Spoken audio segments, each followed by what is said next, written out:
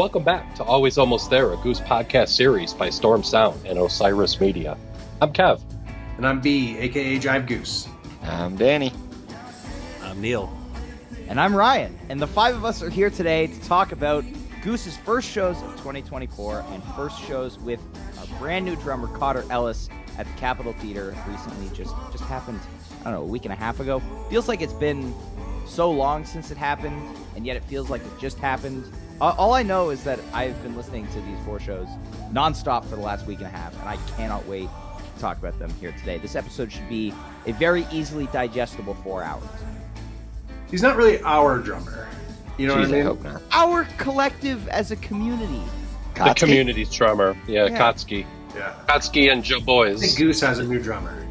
Yes. But I do agree that has been difficult to stop listening to my list of highlights and jams from this run. There are a lot of them, and we've got a lot to dive into. For those who may not know, 3 of us had the lucky opportunity to be at some or all shows at the Cap. Neal was at night 1, Danny was at first 2 nights, and I was at all 4. We had a ball. We had a great time.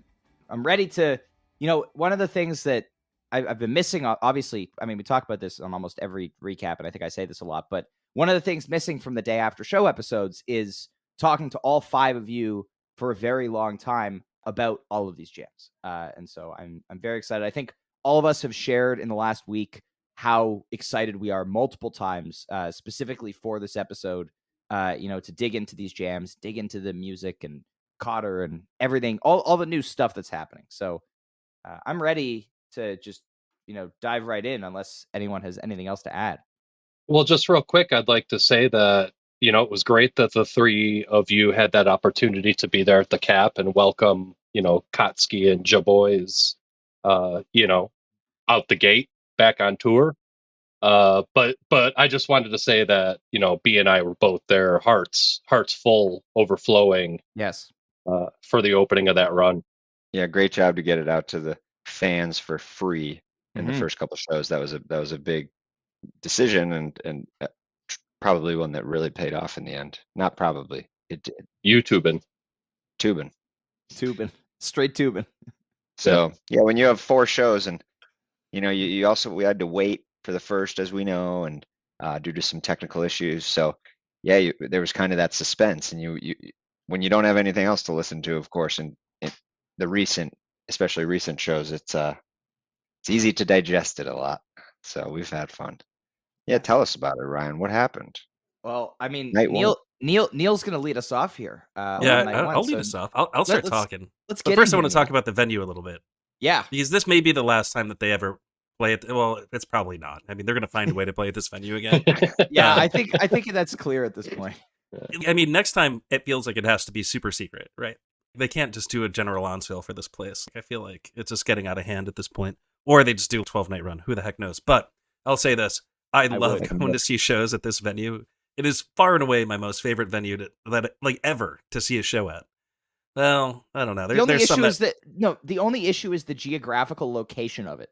Yeah, it's just like the pre-party and after-party options are so awesome. You obviously have not been to the Sphere. I've not been to the Sphere. I can't afford to even look at the Sphere, let alone get there. There's no just for the record, it's just Sphere. Sphere. Like sphincter. Have you even sphincter. sphinctered lately? It's a good There's start no to this party. Man. Yeah, there's no the. It's just sphere. In case any of our listeners were wondering if Ryan was still a pedantic Fish fan, there it is. So we've got it. Let's talk about Continue talking about the Cap.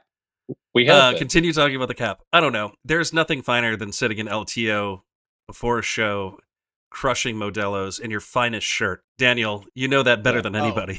That's true. So, Even though yeah. we do have to make a comment, and as many have pointed out to me, my first time there as well, great venue also. The spot for the food, the Mexican, is across the street. I don't know the name. I think I had 7 people tell me that. So LTO, you're next door. The other spot is also next door. It's just across With the street. Yeah. With the studio. Did you crush some tacos over there, man? I didn't crush at the better spot. I went to LTO. Now, we made the order nice and complex. We had fun. We got interviewed in a good Big trouble. shirt, you know. Yeah. Yeah, big shout out deal. to Nooch for getting some nice interviews with Dee and Neal for night one, as seen on TV. Go check out the Goose Doc. Oh yeah, looking great, both of you. But anyway, Neal, let's So dive moments into the after show. that, Yeah, after that, moments Goose later. played a show. You walk over. And so this is, night one of the 4-night run, April 7th. We had predictable Flopener, and then a Rockdale, which was like dripping with Heartbreaker, not teases, but almost there. Yeah. And short, too. Like a good 12, 13 minutes of Heartdale. of Heartbreaker, like in a Rockdale. So It's so short close. jam, but awesome jam. And then we were like, what is even going on here? And then, of course, the monstrous drive that knocked all of our socks off continues Cap to knock drives, my bro. socks off, which we're going to talk about at length. That's the first hour of this podcast. Yep. Then we have Seekers 1 and 2, followed by the Goose debut of Hot Love and the Lazy Poet, which had some people really, really excited. And then, of course, the debut of Salt. Capital S, capital A, capital L, capital T. So to me, there's no, again, in hindsight, and I talked about this on the day after show, there's no better 1-2 punch for a hometown, big return show than Flowdown Rockdale. You're heading to the Flowdown at the Rockdale. Pretty fitting. Symbolic. B's laughing, which means I definitely hit the nail on the head with the joke there. I apologize in advance to everybody. I was funny twice in the past 2 weeks, which means this is going to be an awful podcast for my humor. Yeah. Yeah. One of those was a sports joke. It's true. Yeah. Very true. proud of myself for that one. But yeah, so this 1-2 punch was great. Easing in, already demonstrating, Flowdown out the gate. Not a song we heard in the Chateau sessions. I think one of the things we talked about going into the run was, are they just going to front load the first night with the songs that we heard already in Chateau? And we didn't know how deep they had gone in the catalog with Cotter yet. And so obviously, as we would learn very quickly, they went pretty deep into the catalog and everything is on the table. I remember feeling as they started Drive, and I think I said to you guys, are we going to get a spring 2023, first set fiery Drive? And is this Felt just, is it energy wise, is the first set just going to be getting comfortable, playing well, whatever? Luckily for us, Goose was like, no, we're going to play this for 30 minutes and it's going to be the jam of the year immediately. And it's still the jam of the year after the run. Obviously, it was the jam of the year immediately.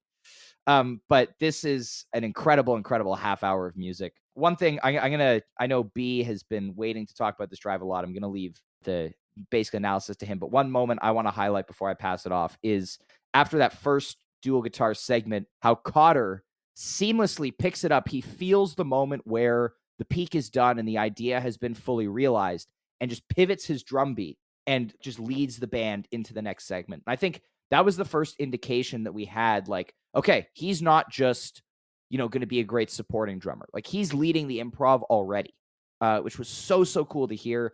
And to me, that's also, it was the Drive, quote unquote, second jam, similar kind of vibe there without returning to the song first.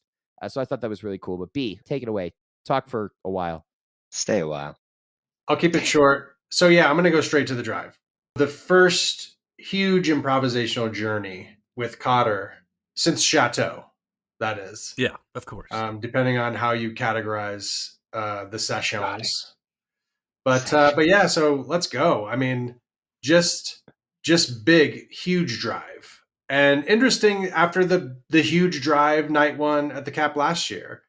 So from a predictability / fantasy standpoint, this was a little bit of a surprise for me, but always a welcome surprise when they play Drive and you're not expecting it. So one of the things that I was looking forward to with Cotter joining the band was with songs like Flow Down and Drive specifically, how would he approach those drum intros? And so I feel like with both, he threw in some subtle differences, just made it his own without veering too far from the classic intros that we're used to. So very subtle difference in the drum intro.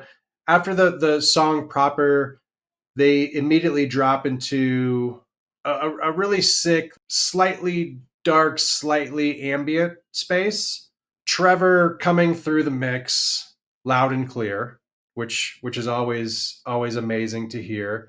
Peter starts doing some really cool effects work with the wah, and I think some delay in there as well, just creating kind of a wash soundscape, and that just building those textures. Then the jam kind of slowly picks up steam, and we get a nice full band peak, and so nice big first drive jam, and then at about the 18-minute mark or so, they start to decompose that jam, and Rick starts this reverse delay jam that just sounds amazing. Peter jumps to the vintage vibe and the vibraphone, the marimba. vibraphone. Thank you for correcting me, Ryan. Yep. And the next 6 minutes or so are just psychedelic bliss, and then they ramp back up to one last peak. But that from that reverse delay jam on, I mean, this jam is just amazing to me, and the first jam is really good too, and it flips the script a little bit from last year, where we had just that gorgeous first jam, and then a really good second jam, though probably more typical than the first jam tonight. So this drive is really going to stand up to some all timers, and so I I'll wrap it up by saying that 3 songs into Cotter's career, I mean, they dropped just an incredible jam. Yeah, I mean, there's so much to love about this jam. I think the interesting thing is they played 30 full minutes of Drive, and there weren't a whole mess of ideas in this jam. But the things that they did do were absolutely amazing, especially the reverse delay part that you're talking about, Jive. I think early on in the jam, Peter's playing like a really fuzzed out guitar, and I think Goose, not being shy of using distortion on guitars, generally produces excellent improv. I don't know why, but that seems to be the case. So like you have that part early on. There's like a patience and commitment to quieter dynamics, I think, through part of this jam, that is just really really impressive. But like it's in that like 6 minute or so segment of the reverse delay. There's a lot to really like about this, and I think we can go on and on and on talking about this jam. But we're gonna keep going. They yeah, we are. They wanted to make a statement. They wanted to come out and absolutely knock people's socks off with improv, and that's what they did. And with a shorter Rockdale, and then again with the Drive right after. I mean, that's the important thing to note here, is that Rockdale might not land on the Jam of the Year playlist, but the improv that was contained in it, really good stuff. Good. Yeah. Yeah. And then, a Jam of the Year quality jam. Yeah, exactly. And one of the other things, like, speaking of statements, like another thing, one of the things we love so much, and a lot of people in the community, we talk a lot about Two Guitar Goose. And there was not a lot of Two Guitar Goose in 2023.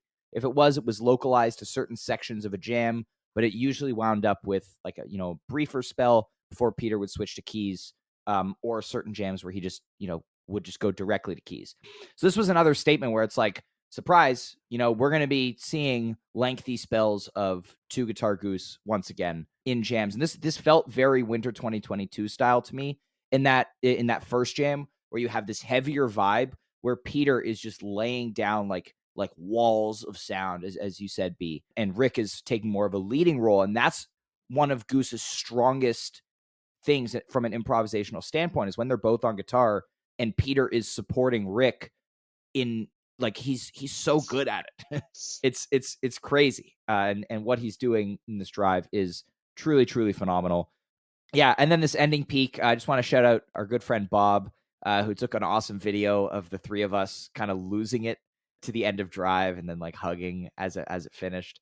Yeah, the group hug was not planned. I don't know. I think the three of us were just like, we were so excited. Oh, it was great. Yeah, I mean, and I can only agree with what all you guys have said. And Ryan, I really liked your comment. Winter 2022, I kind of felt the same thing. What we saw, and as we talked about, right, we have this length of the jam though, where they got to, that I think as we continue to see throughout the run, But what this really showed for me was, like you said, Cotter's ability to take over when things were kind of settling down, but also pushing that first section maybe a little bit further than we may have gotten in the past, kind of thing. Being able to kind of provide enough variety in the fills, and that was the first example for me, obviously being there too, and I can't wait for everybody to see him live, kind of thing, where it's just his motor is absurd, just very much. And we touched on in earlier pods, the swing and kind of his rhythm and how he plays the drums. Literally, it just offers a different style and maybe allows the band to kind of sort of investigate these spaces that they haven't in the past, kind of go in a little deeper maybe, or change just enough in the jam to make it be that there's enough variety that they can kind of keep exploring. So it was, phenomenal. And I really thought the Rockdale too, just to add a little bit, like Neal said, the Heartbreaker was great. A song that I think will lend to his style of drumming, kind of that band style, if we hear some covers too, and he looks like Lee Von Helm, as I said in the day after. So, we ended up seeing him sing. So I was very, very excited after these 3 songs and just sort of blown away already. I had said before in the doc though too, where I didn't know what to expect. That first nearly hour of music very much showed that to be true. I was floored properly, and then got a good space, as we saw with Seekers. But Kev, do you have anything to share on this drive maybe, or any thoughts on the first three bangers of the run? For sure. I mean, B's analysis, I'm sure he was, has been thinking about it over the last few days, but not a whole lot to add to that outside of what I mentioned earlier, listening, giving a re-listen before we got on the pod here, and hearing that 2 guitar Goose happen for, a good 20, 21, almost 22 minutes of the song before Peter ended up jumping back on keys. Just my highlight again is 3 songs into, this new formulation, new incarnation of Goose, and it's just all fire. And I mean, it's just tone setting for everything that was to come for the rest of the run. Oh, just moving forward, yeah. And as far as the Seekers goes, I mean, this first is bathroom break in the Cotter era, baby. This is actually really, really good placement of song perfect. 100%. Perfect placement. And then to round out the set, was super happy to hear them play Hot Love and Lazy Poet. So there's only a couple Vasudo songs left that I was really wanting to hear, and this is one of them, and you guys can probably guess the other one. And then a new song, Salt. And fuck Salt. So Rager. I like what they did here. So of course last year we became accustomed early in the year. I'm sorry, 2 years ago, with debuts happening to kick off set 2. It became a regular thing, and that was like the showcase slot for a lot of the new material that they were dropping.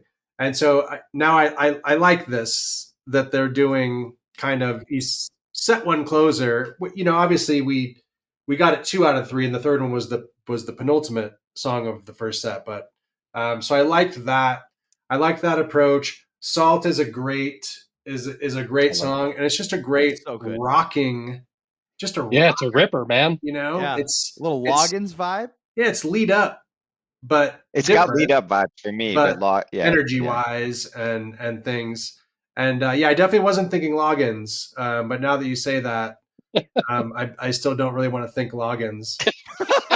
This is like this is like in the middle of the lead up debut last year when I said to Neal, like, oh, this is kind of like a Chili Peppers song, and he looked at me and he was like, never say that again. Don't you fucking dare say that again. And my last the last thing I want to say about Salt. So Salt, I think one of the questions we had, and I think I think at the end of breaking down all 4 shows, I do want to revisit kind of some of the ideas that we explored in terms of our expectations when we talked during the last episode, and kind of some predictions and things like that.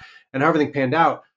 So Salt was the only true original debut of this run. And DraftKings had set the over-under at 3.5, and I was like, oh, under all day long. And I know someone else on the pod today had the over, and so yeah, I can't remember how much we put on that, but we'll work it out. You consult the database. Yeah, I mean, this is a great way to finish off the first set. I totally agree. Perfect Seekers placement. But Hot Love and the Lazy Poet, you know, I am not ashamed to admit I have not listened to a ton of Visudo. I have listened to the Fred Fest set a few times. But I did know our good friend Connor, aka Long Strange Niche, was like losing his shit about this. This is like his favorite song of all time. And he's wanted this Goose to play this for the longest time.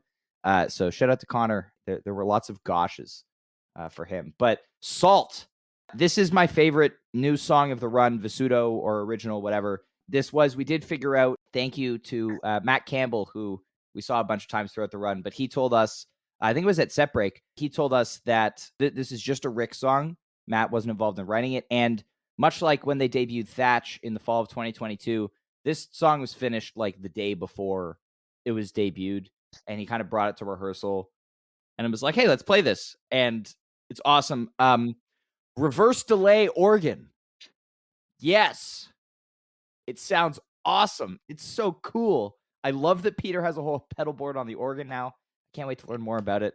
But this song, I think I've listened to Salt more than any other song from the Cap run in the last couple of weeks. Like it's phenomenal. It's catchy. It rips. It's got so much momentum behind it.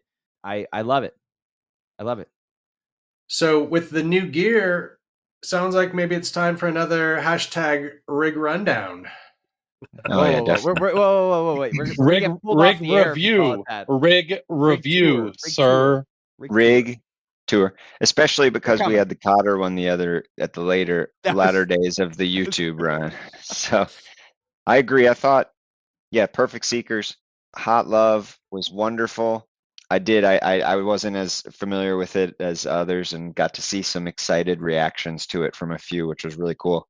And Salt was surprising. We'd heard about a couple maybe new songs right before the show that were sort of getting tuned up, so it was good to hear that one. And I the same. It's sort of got a good late 80s rock lead up esque, different lyrics and a little bit more catchy and kind of poppy, if you may. I don't know. It's an interesting song lyrically. Rick's cranking out these radio hits. Yeah, I mean, I'm okay with it.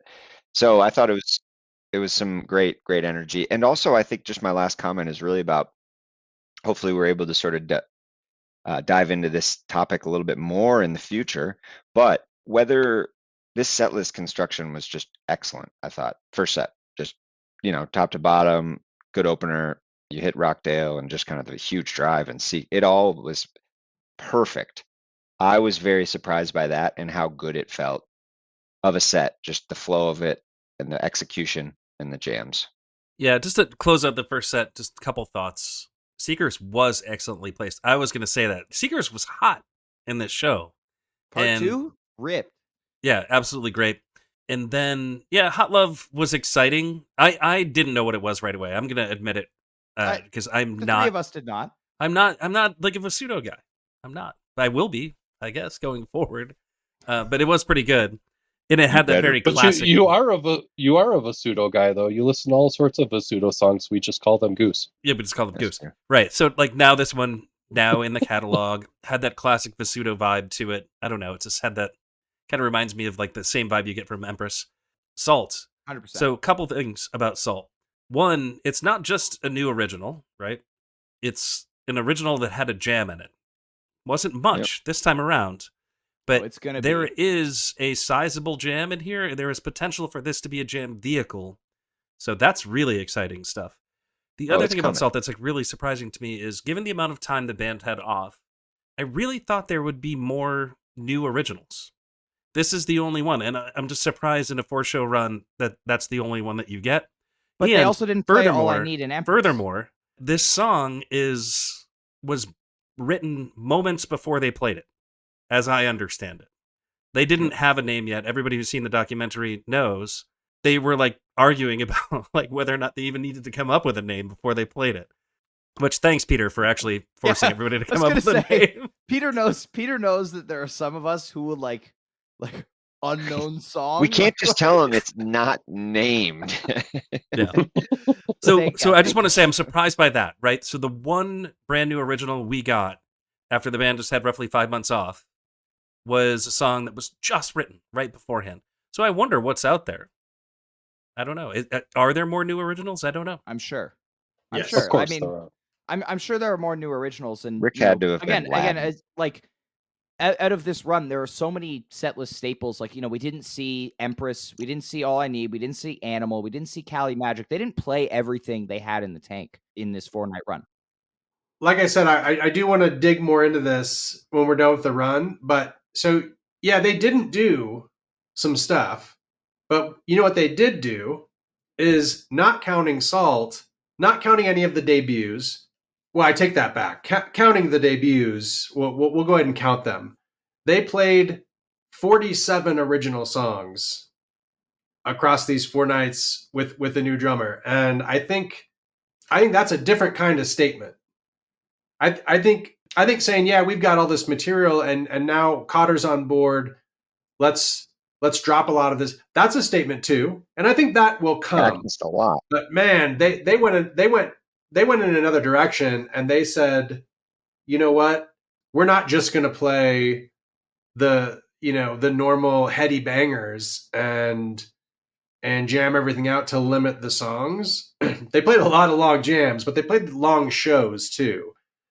If we would have set the over under on how many originals will they play on this run, whatever that number was, if that number would have been 46 and a half, I would have had the house on the under. So kudos to them and to Cotter for pulling that off. And we're talking about Labyrinth, in there. And look, I haven't examined everything in the run. I've been listening obviously more to kind of my own highlights. I didn't hear him miss a beat, No. Certainly not too many times, if at all. And 47, There's some differences, but he's killing it. 47 new songs. That's impressive stuff. Anyway, I got one question before we drop into it. Great comment on the originals. Do you know how many covers were over the run? Not Brian. yes. All right. Well, they. But speaking of that, though, because that's a complicated answer also. Else. Sure. One cover with just Goose. Exactly. One cover. And we're about not to lead including into the Vampire Weekend sit-in. And so that's another thing that I kind of harkens back to the conversation that we had in the last pod that we'll get to a little bit more later. So speaking of covers, guys, open set 2 of this show, Eminence Front, which I think folks have been waiting a long time for, last played in Dallas? 11, Dallas. 13, 21, 180 shows. 179 show gap. That's impressive. 179 shows. Yeah, 179 shows. Thank you, Kev, for correcting us on that one. So you get Eminence Front to open the set. Whew. Already it feels big. It feels like something is going to happen in this set. And then, of course, we're continuing right where we left off. Just lots of improv. So you get a huge pancakes with some... There's so much to say about this pancake. Stack. Read the whole set and then talk about it. Oh man, I want to talk about this pancakes really bad, but I'll just keep reading the set. So then we get a creatures that was relatively not. What's the word I'm looking for? Not a waste of time, I guess. Short and hot, efficient. Yeah, no, I mean it was short. Yeah, well put. Sometimes creatures can stretch out a jam that But it like was short isn't and hot. super necessary, but this one didn't. And then it went right into Everything Must Go, big jam in that one. Then you get This Old Sea with a beautiful segue into Factory Fiction, which like anytime, I mean like setlist construction wise, that set is insane. It is an absolutely insanely written setlist. Yeah. I could sit here and talk for the next 20 minutes about how that's the perfect way to write a set list. Do it. Because there's nothing wrong with it. If your second set cooldown is This Old Sea, oh my god. Yeah, I mean, it's just, I don't know. And then you end nuts. it with a Factory, yeah. And then, then you have a set 2 closer, Factory Fiction. Absolutely bananas. I think folks really want to talk about pancakes, so I'm going to stop Cool talking. Yeti too. And No, Neal, you want to talk about pancakes. Yeah, Talk about Cool the damn Yeti pancakes. Encore. All right. So I will talk about this pancakes. This pancakes to me, when I listen to it, reminds me for some reason of 2021, but in a really good way. Like they captured a vibe that existed in 2021, and this just permeated this jam. And like I don't know if it was like the TED Tapes feel to it, but when I listen to this, I think about the Caverns for some reason. It just was like dripping with that like weirdly psychedelic vibe throughout, and I don't know, it was a special jam for me. In the moment, I was like, this was the best jam of the night. When we walked out of there, I think the Daniel and Ryan, agreed. I think you might agree. Yeah. We were saying like, oh, pancakes was the one because it was just so fresh in our minds. It was so amazing. Not much else to say specifically about like pointing out people's playing other than my most favorite part of this jam, and I hope this is something that sticks around. When they started to do the return to pancakes, it was probably one of the coolest things I've ever heard Rick play on the good. guitar. And I don't know if it was intentional or not. Like if all of a sudden he just found these notes that worked so well together that were not pancakes, but were so damn close to pancakes. But like, I mean, he needs to bottle that, whatever that is, and use it again and again and again and again. But just dancing around that pancakes theme right before he came back into it. Holy shit, man. Like what an amazing piece of guitar work that was. Just tugging at it. So good. That's the sauce. That's the sauce. That's exactly right. It's the syrup, actually, maybe. Yeah. For me, just a quick comment before, turn this over to B or Ryan. For me, like the patience and commitment to quieter dynamics in this pancakes kind of blew me away. Thank you for that, Kev. I concur. D, yeah. No, this was also one of the more prominent moments for me. So yeah, it was great. Once Peter turned to the crowd, Eminence front, let's just say, phenomenal. Yeah, I was it's losing it. What a song live too. Is that this one felt like the sauce? Thank you. You've got that. You've got like it. The sauce. The saucy syrup there. He did. He turned on the sauce. But yeah, Eminence front was ridiculous. Pancakes was phenomenal.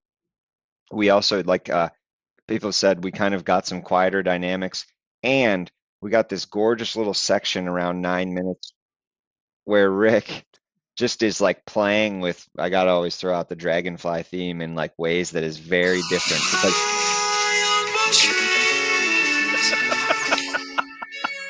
I was about to hit that button next. We're like drive time radio DJs. That was good. This doesn't make it into the. I'm getting taken over. But I thought the little Dragonfly section was really cool from them, and then they just kind of like kept going in ways, like we said, it sort of was like a harnessing of the theme, similar to maybe like a Philly Echo, and sort of just like driving on one sort of section. Once we got out of the little bit sort of slower and they left the Dragonfly section around 9-10 minutes, it was though so different because Cotter's tempo, and we saw this a lot throughout the weekend, was just different. We saw it massively in the Everything Must Go Next, but a song or two later after Creature's Pardon. But the pancakes, just like they kept driving at it. And as Neal said, you need to, this sort of also gave a foreshadowed the rest of the weekend, the way that they're finishing some jams. Drive was great. The pancakes, they're flying at such a tempo, and the way that they kind of have to settle back down was such that it gave Rick that opportunity to really just like sort of hit a note or two to really signal the rest of the band that they were trying to return. And yeah, I just thought it was so clean. Like B said, they sound so polished right now, which was great. Yeah, I totally agree with you, D. And I think one of the things we mentioned on the day after show too, but Peter said to us, he was like, Eminence front is back. And we were like, really? He was like, well, we played it, so it's back. So he does not mean it's in regular rotation, but it is back. And I think that's this year again, I think. That's a very purposeful choice from them, because it was the only cover they played the entire run without a sit-in, right? Which we talked about. So really cool to see that come back. I hope that means that's an indication that maybe we're going to get some lesser played covers that, we might have been looking for. Hopefully, not that this jammed super hard, but maybe we'll see bigger jams and covers come back a little bit, which would be great. This Pancakes And you, has, yes, Kev? Ryan, Yeah. yeah, just real quick, what I wanted to add to the Eminence front, like when we were first like watching this show, was, hey, maybe it's a song, like it's not super hard for, Cotter probably already knows it, Sure. kind of a jam staple. So also probably an easy slot in that first spot there. But yeah, the community loves hearing that song. Yeah. And then Pancakes. What hasn't been said yet? D, I love the Philly Echo parallel there. I really like that here because it's a really thorough and amazing exploration of one idea, which then returns to the song so perfectly. It's engaging, and this is a jam that I think I saw some chatter on the internet the other day, but a couple of people who were watching the show or heard some parts of it and were like, okay, like Cotter's good. Then they heard the Pancakes and they were like, okay, this is different. This is amazing. I got a lot of people with Pancakes comments too, actually. So yeah, this is the jam. Like Drive, you mentioned he's the motor. He was leading some stuff, but he was really the motor in that jam. And the Pancakes is really when it like the improv is opening up in a way that it hasn't been previously. And that was amazing to hear. Creatures, Neal, your point about it not wasting time or not taking up too much time is perfect. I think one of the things we talked about a lot last year, we get these 20-minute creatures, 20-minute tumble. 20-minute creatures, 20-minute tumble, where it's just like a party jam. It's type 1, it's fun, high energy for 20 minutes, which is fun and all. But, here we have this initial vintage vibe jam. We do get a little bit of rearrangement of the song. There's a little bit of a space out. Little bit of a space out before the final verse or chorus or bridge or whatever it is, the final this moment. A little bit of vibe in here.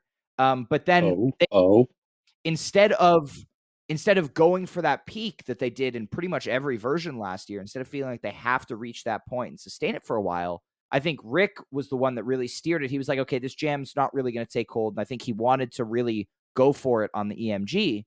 And so they go into Everything Must Go. And this is, this feels to me like this has been recorded for an album recently, based on the new arrangement, based on how polished it sounded. Yeah. Obviously, this song has been evolving since it debuted. It has gone through a few different arrangements, but this jam, B, you disagree and you don't think it's the best of the bunch. I think this is better than Red Rocks just in terms of cohesiveness and engaging improv. The return to the song at the end is so good. And I love that you get this initial more upbeat section, and then you get into like the, not content with just the one thing, they lead it smoothly into, it's like more like propulsive groove.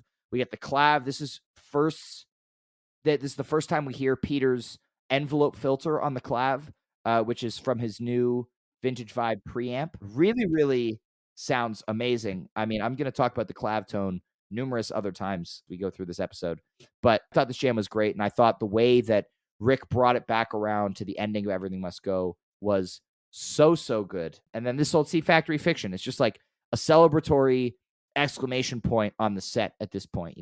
Factory Fiction coming on night 1. And I think I walked out of the venue and I said to you guys, first of all, after the Yeti, which, we didn't mention, but dance party, not your usual Peter solo,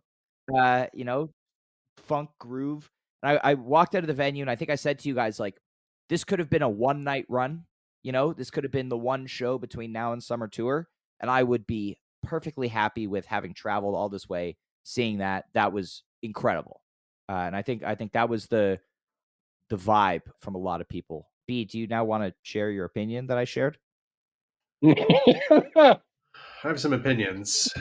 But in terms of B, text them to me and then I'll share them. Here's what I would say to Ryan. Fuck off. You're really you gotta load these up. You gotta load these up so they're like in the headphones next time. Oh yeah, dude. My meme folder is deep. So yeah, as far as I'll just wrap up set 2 real quick.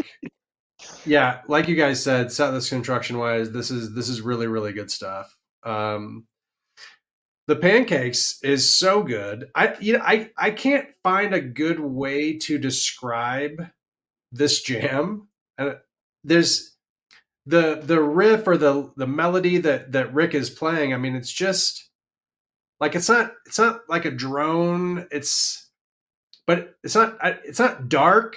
It is maybe it's a little dark, but it's very unique, and it just sounds amazing, and they play off that as a band really well. And yeah, this is a really really awesome jam, I think. And look, I'm not going to talk about jam of the year. I think out of respect for some of the people that want to take a break from that, maybe I'll wait till like July. Wait until we But start talking about Chateau. but Okay, all right, all right. this is my number 3 jam of the cap run. So I will say So jam that of the year. I really like this pancakes. Creatures is good. Yeah, a little bit of a unique kind of fresh take there. So that's cool. I agree with everything you said there, Neil, and that makes me excited about where this could go, because it is a GM vehicle. It's just that sometimes some of the GM vehicles maybe just they get a little bit stale. I get a little stale. Yeah. Yeah, and that's okay. In the moment, they're great, right? Tumble, we saw it. Arrow, we've seen it. Yeah, it's okay. Yeah. And Ryan was paraphrasing some of my thoughts on the Everything Must Go, and I think he got it for the most part right. This is a great jam. I don't think it's the GOAT EMG. Red Rock's over still for me. Yeah, still for me too. Now, what I did tell Ryan, and I think he mentioned this as well, though he might have stated this as his own opinion, is that my thought is that the return at the end of the jam to the main theme, I really, really enjoyed how they executed that here. And that was always my one. If I had to nitpick Red Rocks, I felt that the return was a little rushed and that they could have, I felt like they really quickly went from that driving dark jam back into the kind of blissful end of the song, and I felt like maybe that could have been a smoother, cooler transition. On this one, I think they nailed that. So that was really cool to hear. And then yeah, I mean, I have to agree with Neil. This old C coming in after how hot that set had been to cool everybody down. Yeah, I mean that's just professional. You know what I mean? That's professional stuff. Yeah. And then That's how the pros do it.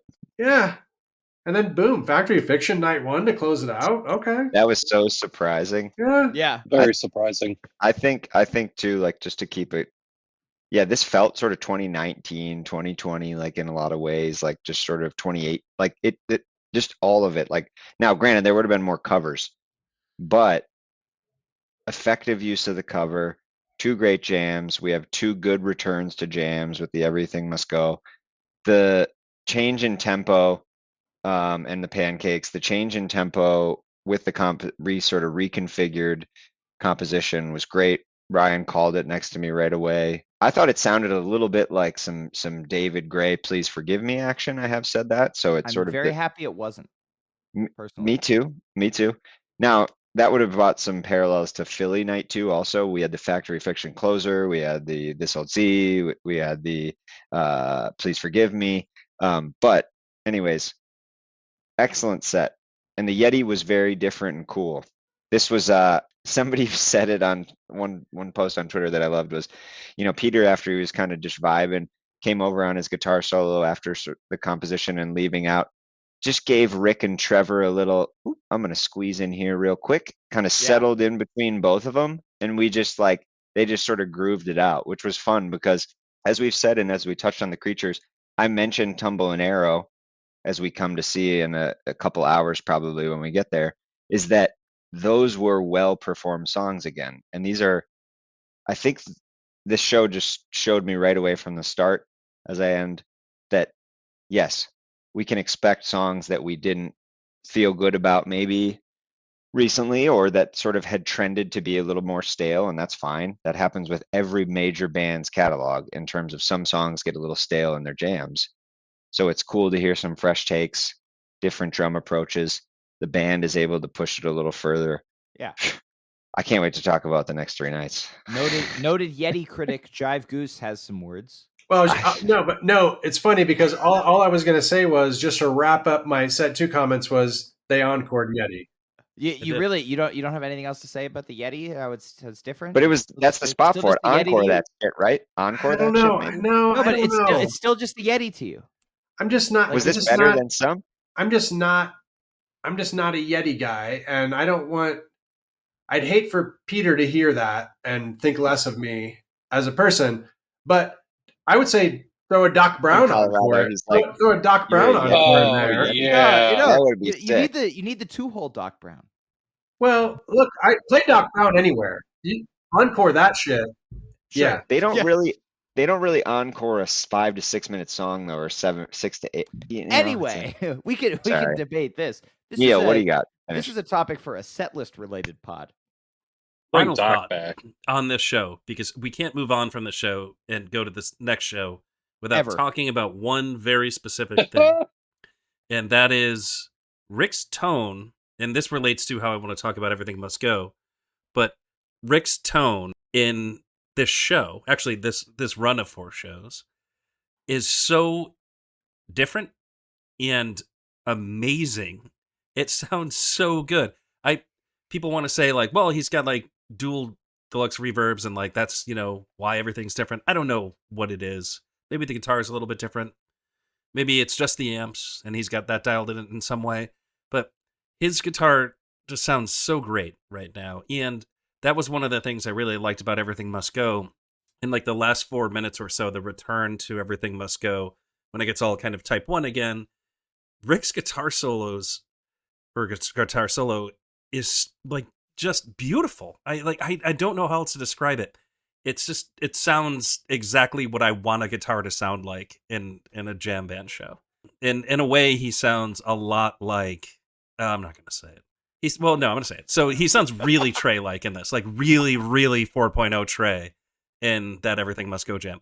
But, so I'm going to talk about this a bunch as this goes on. The whole band sounds a little bit different. I can't believe we finished one show. Ryan is not talking about the new synth yet. There's like at least a 45-minute section of this podcast based on that. OB6. It's coming. OB6. OB6 is coming. Yeah, so the band just sounds different right now. And I think that's important to note. And maybe that's why I'm so excited about this music. Maybe it's like not even jam approaches. Maybe just like they're showing up and they just sound like a different band right now.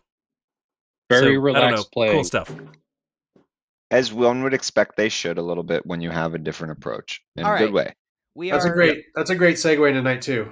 I was gonna say let's do it. D, take us to the first set of night 2 here.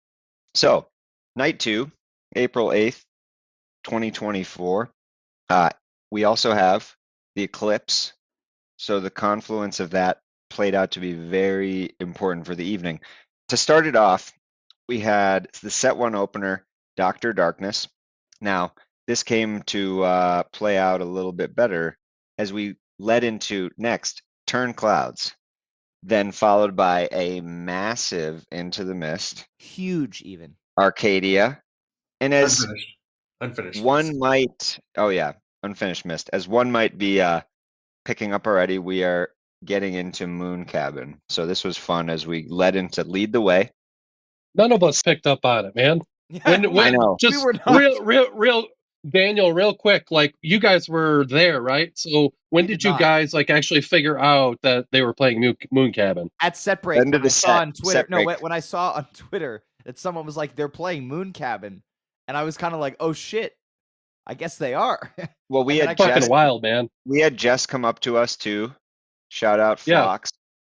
Yeah, And- Femflock, friends of the yeah. pod. Shout out to the flock. And so they came up and exactly like at the moment in time when you go Dr. Darkness, Turn Clouds, Into the Mist, Arcadia, Lead the Way. I literally was sitting in the moment and we were like, man, this set is awesome. Yeah, that was it. It was like this is a So good that was set. it. And then it picked up. So if we go back, obviously it's really funny as my one comment about the rest of that night, as all of us pretty much swerved this whole album in all of our picks, is that we're sitting here trying to think of some moon songs or moon, Yeah. we had people dancing in Killing the Moon's moon. coming. It's gotta come. It's Yeah, gotta I come. Yeah. picked Killing Moon, Dancing in the Moonlight, this, that, Moon Cabin. So all I Oh, can that- We're a say is, I bunch. mean, We're a bunch of fucking idiots. Yeah. After my picks were in, I saw someone else pick Silver did Rising, you? and I was like, "Oh, you're such a fucking idiot! Why didn't you pick Silver Rising?" But it didn't matter. Yeah, that Well, was that's what Moon Silver Cabin. Rising. we Silver were all Rising was picking Silver. poised for easiest 8-pointer of the run stat. Yeah. So It all of should us have been. picked that. As we got into this set, though, I mean, Turn Clouds, I think this is a good spot for it. Like Dr. Darkness, sure, open with it, cool. Didn't get as maybe long and weird as they'd drawn it out in some, or try to build the intro. It was pretty quick. I mean, No we answer. heard it. Yeah, no. And Turn Clouds I thought was very good. Had a little bit of extra mustard on it, both in length and just kind of in sort of emphatic emotion of it. I think being in, most of us flew into to the city, so it sort of gives this, energy of people are from the city, obviously, in this place. So, it's a good song and it's effective for this venue. But next, we have the Into the Mist that, Whew, I mean, whew. unfinished too. We have to mention, because that could have been another 4 to 5 minutes at this point, if we just had ripped it through. They needed to get to the rest of the set. We'll talk about that. And the Arcadia, kind of slow funk, very good, drawn out, type 1, strong, effective. We'd also been, this is another song maybe Arcadia's gotten a little stale just in terms of its potential, I think, and hopefully we see it explored a little more. This was straight to the point and a great lead the way. So I'm happy to take it to the floor. Brian, what are we thinking? Yeah. And look, I don't want to disagree. I hate disagreeing with anyone other than Ryan, but with Arcadia, I think, and I think you would actually agree with this distinction, D. I think with Arcadia, there's a difference between what we would consider stale versus arrow or creatures, 100%. right? Or tumbling. Yeah. Yeah, or tumble. So yeah, I mean, I'm just going to talk about the Mist because It's the one. It was It's- unfinished, and that's all you need to. That's all you have to say about it, right? Yeah. Now look, I think I've said this Listen. before. Listen. It's being unfinished. It isn't always bad. It's always a bummer, but Slightly and slightly look, offensive. I say that because the ending is so amazing, and it's probably my single most favorite Rick vocalizer stuff that he does is the ending of Rick- the Rick vocalizer stuff. That's fits Shout very out. well It with was him. clean also. Creatures Night Before. He's got it tuned back up. Yeah. But yeah, this jam is great, and it's the goat version, and there's not a ton of versions that it had to climb over, to be fair. But this is, and look, we're all gonna. I don't want to get into a huge debate over this song versus that song. I think there's another song in this run that I like slightly more than this one, and that offends some people. But this Mist is, if we're just going to talk about the Mist, this is a great jam. It's a great bliss jam. It doesn't change lanes or go off road, much. It finds its place. It finds its place, and then it sits there. It does cool things there, and then it slowly builds into a beautiful blissful peak. And so, yeah, I don't think anyone's going to argue that this is not a great jam, and probably for everybody, I think we all probably agree that it's at least a top 5 jam of this run. I was actually just going to ask you, B, where is it on your top 5? Number 5. Number 5. For me, this was pure euphoria. It was funny because I love that none of us picked up on the moon cabin thing early on, because I remember we were talking about like early first set Turn Clouds, like interesting placement. Oh, mid first set Mist, interesting placement. Mid first set Arcadia. Wow, that's really cool. But like none of us were like, oh, this is clearly Moon Cabin. which I think is really funny. But when they started Mist, it was like, okay, I guess, we're going to get a Mist in the first set. I hope they finish it. And this is immediately, even during Rick's solo section, before they even get to the jam, there's like a change in dynamic with Cotter, and we talked about it. We briefly touched on it in Creatures, the making it fresh. And one of the things that we had in the past was it's the dance beat. It's the 4 on the floor. That's the jam for Mist, for Creatures, for Tumble, stuff like that. It felt more dynamic here with Cotter behind the kit. Rest in peace, Kylie. Let's hope. Yeah. But it felt more dynamic, more fluid. Like it felt like, first of all, I mean, we've said the band feels invigorated, regardless of what Cotter's doing or not.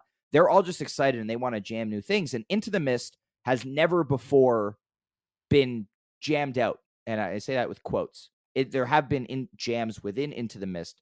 They have largely stayed close to home. They've been like disco related or just a nice patient build within the song. This is the first time where it's gone outside and been like 27 minutes and turned into this just glorious, euphoric peak of a jam. And this is one of my most listened to tracks from the thing. It might be Salt and then Mist. Mist is not my number one jam of the year so far, but I've probably listened to it the most because I throw it on and it's 27 minutes of just joy. And you can hear it with all the members of the band. One thing I'd like to note as well, Neal, you talked about shout out Vickers. Shout out Vickers for the Mist. But Peter played the chorus on the OB6 instead of the organ, as he has historically, which is interesting to note.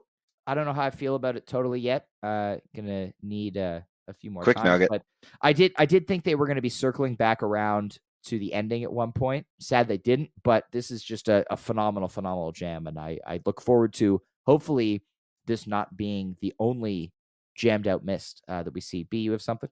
Just one little quick nugget I left out. Really extended intro jam.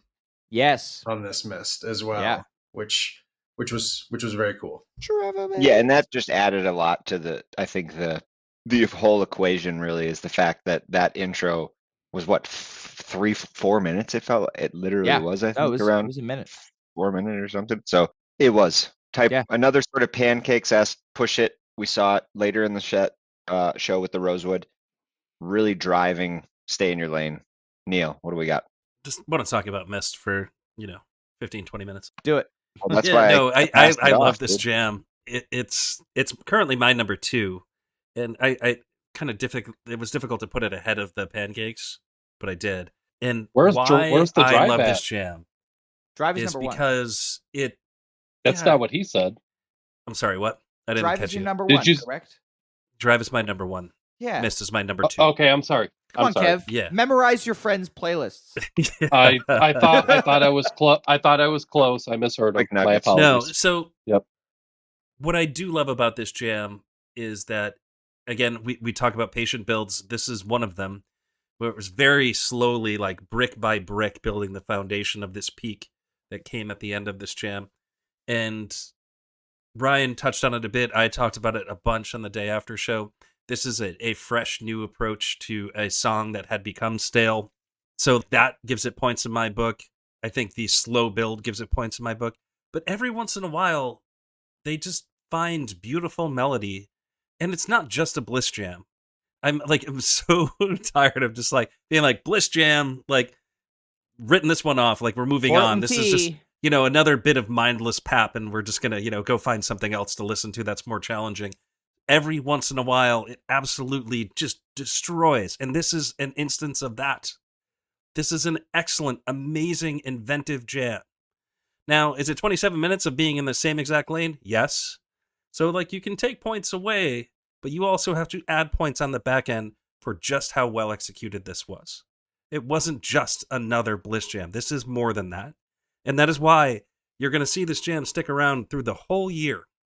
And at the end of the year, when we do what we do, and we compare all these jams, people are going to be standing behind this one saying, this one's like a 1 seed or a 2 seed. I hear you dead for this jam. Set on when that. the formula dictates. Yeah. The formula dictates. Just wait. So That's I think that's like a someone 2023 thing. Neal, if you don't campaign for That's this what you jam think. at the end of the year in this fashion, I'm hearing you talk about it right now. I want this on the pod. We're gonna be. I will Oh, be no. upset because you seem passionate. No. Yeah, I want to and be so clear about. Neil, Wait. Hold on. I want to be clear about something. I am not championing this jam. I am saying that Sounds is like you what this are. is the eventuality. This is what is coming. People are going it to be did, it, excited well, about this. it did sound like you were, and that's what I was going to ask you is, do you think at the end of the year when we do rank these things that this will be in the top 10 somewhere? I think when I rank It's things, I sure hope impossible it's to not. predict. But But I think Well, Vickers can count I'm on your asking support. him. I was just asking him to guess and Yeah. speculate. no. Not So to- again, so to just reiterate the thought, like just let me finish the thought, which is like I don't think I will have it there. I don't think many of us will. I hope we don't, at least, because I hope there's going to be much more exploratory jams in the year. But there is going to be a contingent of people in the community who say this jam is absolutely amazing, and it deserves to be in a high spot. Hell what do you yeah, got? Vickers. I- We know so- that Neal. You can count on Neal's support come bracket season. That's the takeaway from this. Sorry, B, go ahead.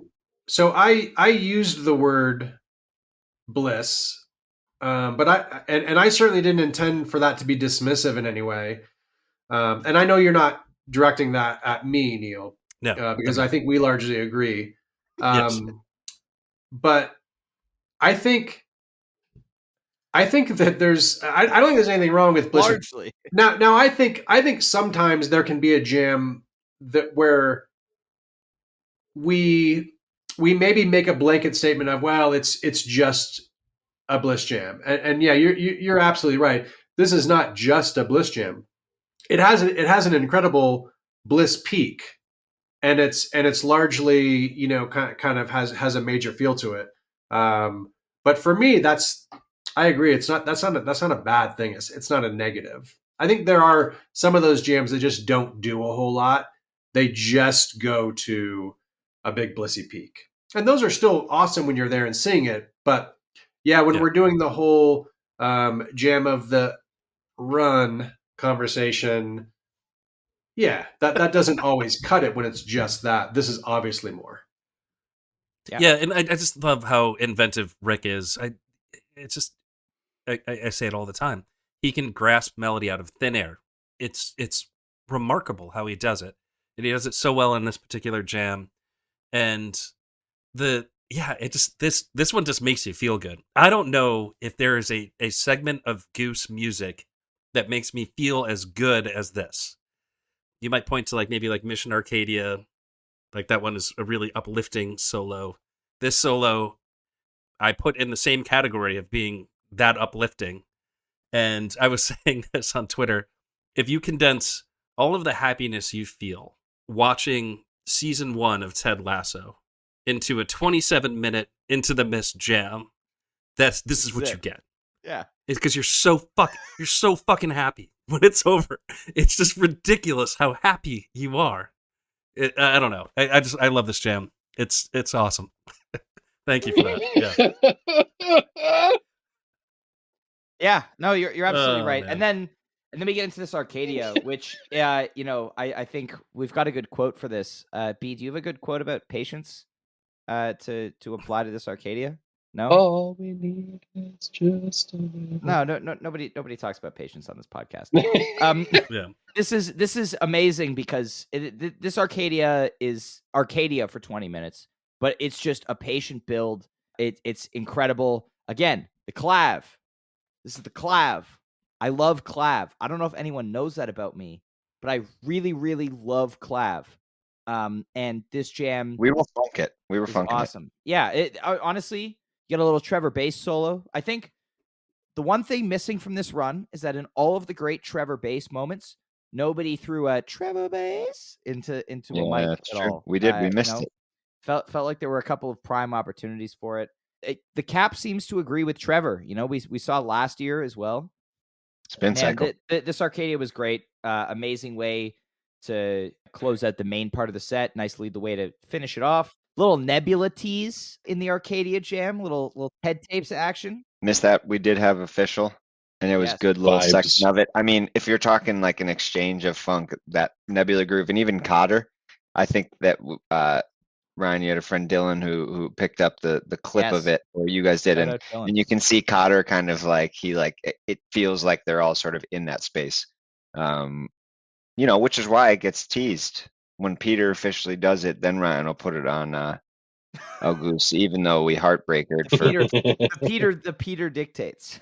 even though when we had That's heartbreaker true in a lot of for ways. for 2 minutes, we didn't get a tease on there, but so alas, Alas. as we finish, what? No, take us into set 2. That's what I was Yeah, going let's to get do. to that Rosewood. Let's get to Oh that boy. Rosewood. Oh boy. I want to talk about Um, the interludes. I know that's where I was going. So to open set 2, April 8th, Eclipse Night, Moon Cabin evening. We had Interlude 1, and we're going with, if people aren't aware, of course, the album, yes, Moon Cabin, we have all these songs, but we also have opening with Interlude 1, into a very classic Indian River, into Interlude 2, Jive 1, obviously Rosewood Heart, very special place. Interlude 3, Jive 2, but we did have to add the extra Jively, of course, to end out the set, and then a wonderful hot tea. I mean, yeah. Once again, I'll let others wax lyrical on it, but and point to some of the bigger jams. But it was really, really cool for me. I felt to hear a little bit of an extrapolation and pushing in the boundaries on the interludes, like to get basically 2 to 3, 3 times as long on some of these sections where we've interlude 3 being sort of the outlier, but where we've grown so familiar with this album, at least me personally. It was fun. It was really cool. You knew what was coming at this point, so we had sort of picked up on it, as we said, and discovered that this was what was happening, and it was like, all right, here we go, here we go. I was really happy with Indian River being straight and not really adding it. We saw Delta come in later in the run with a little tease from Peter. Jive 1 really clean. I actually thought, Jive. I was waiting for a Jive 1, not in a Moon Cabin show, but just in this run. I felt like it sort of fits it once again, the venue. And then yeah, to get Rosewood, knowing that was coming was very, very special. We talked on it once again the night before, for the set before. We saw it with Mist.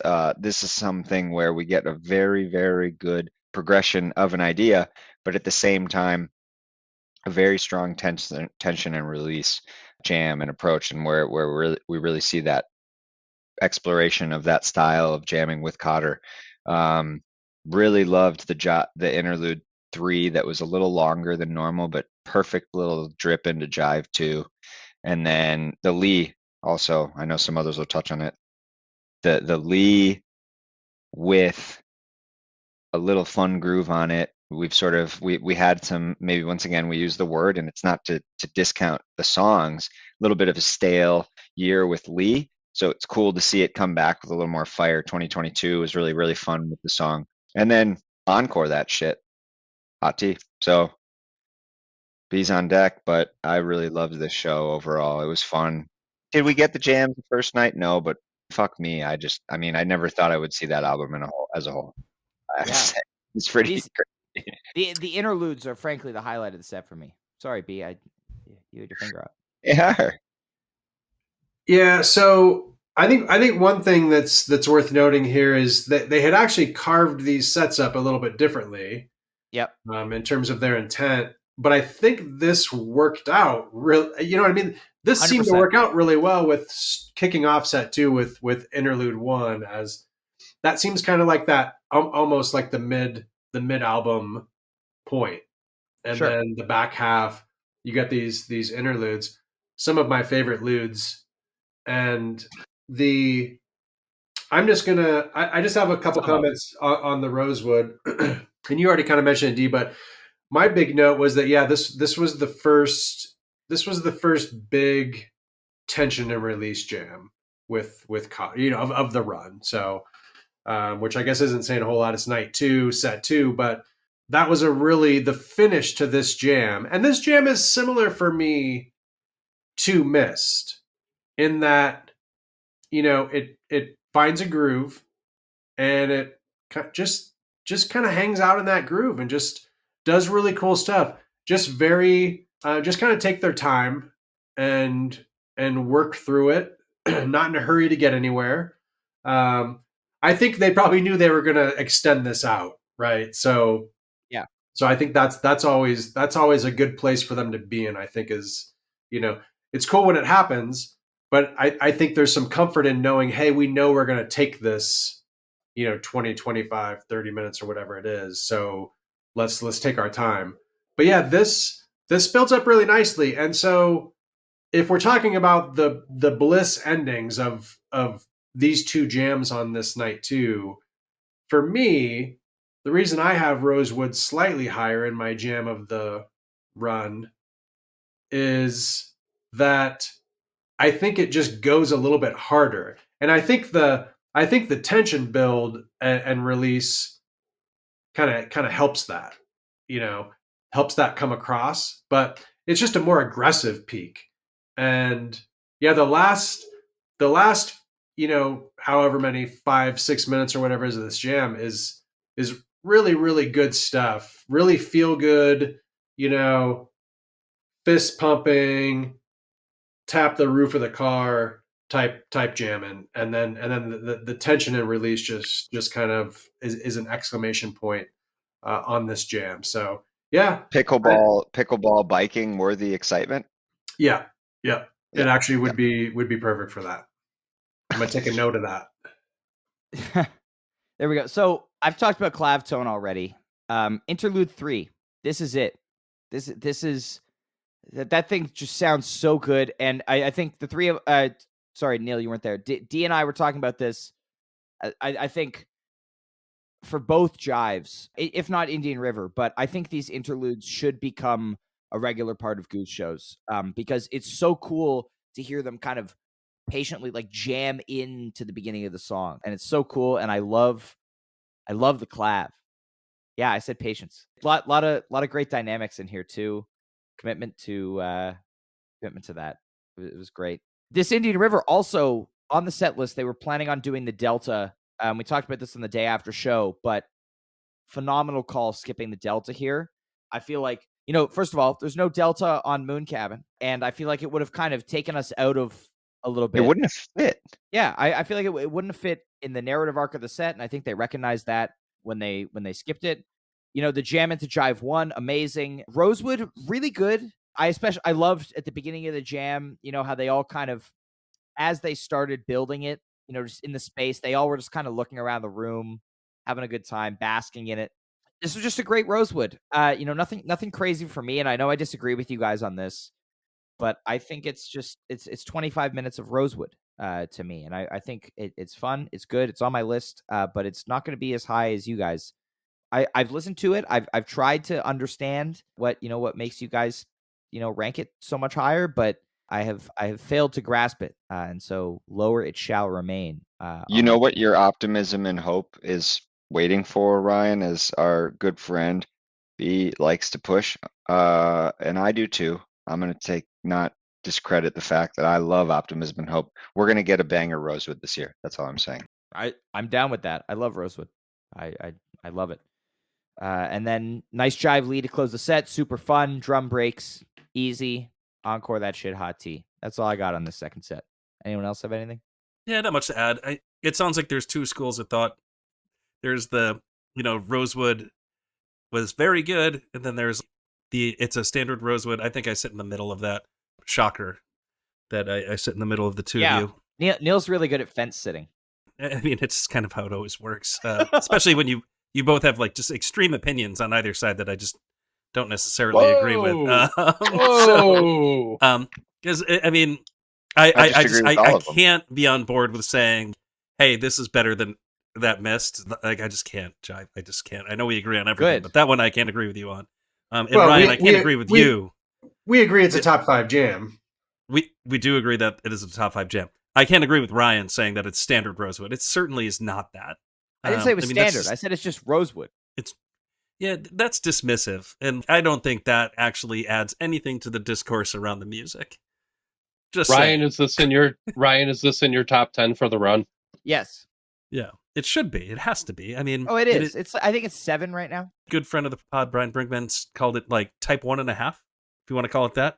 Fine Yeah. by me. Fine by me. It's good jamming, especially the last 6 or 7 minutes of this. They're very, very good. And, this is a song that highlights the drums, and I think Cotter did really well here, and kind of making this part that I think is uniquely Ben his own. I would remind Ryan of a couple things. Oh boy. That just a couple tidbits, or Listen up, philosophies son. that I follow in my life. The first one is, If you're having girl you know, problems,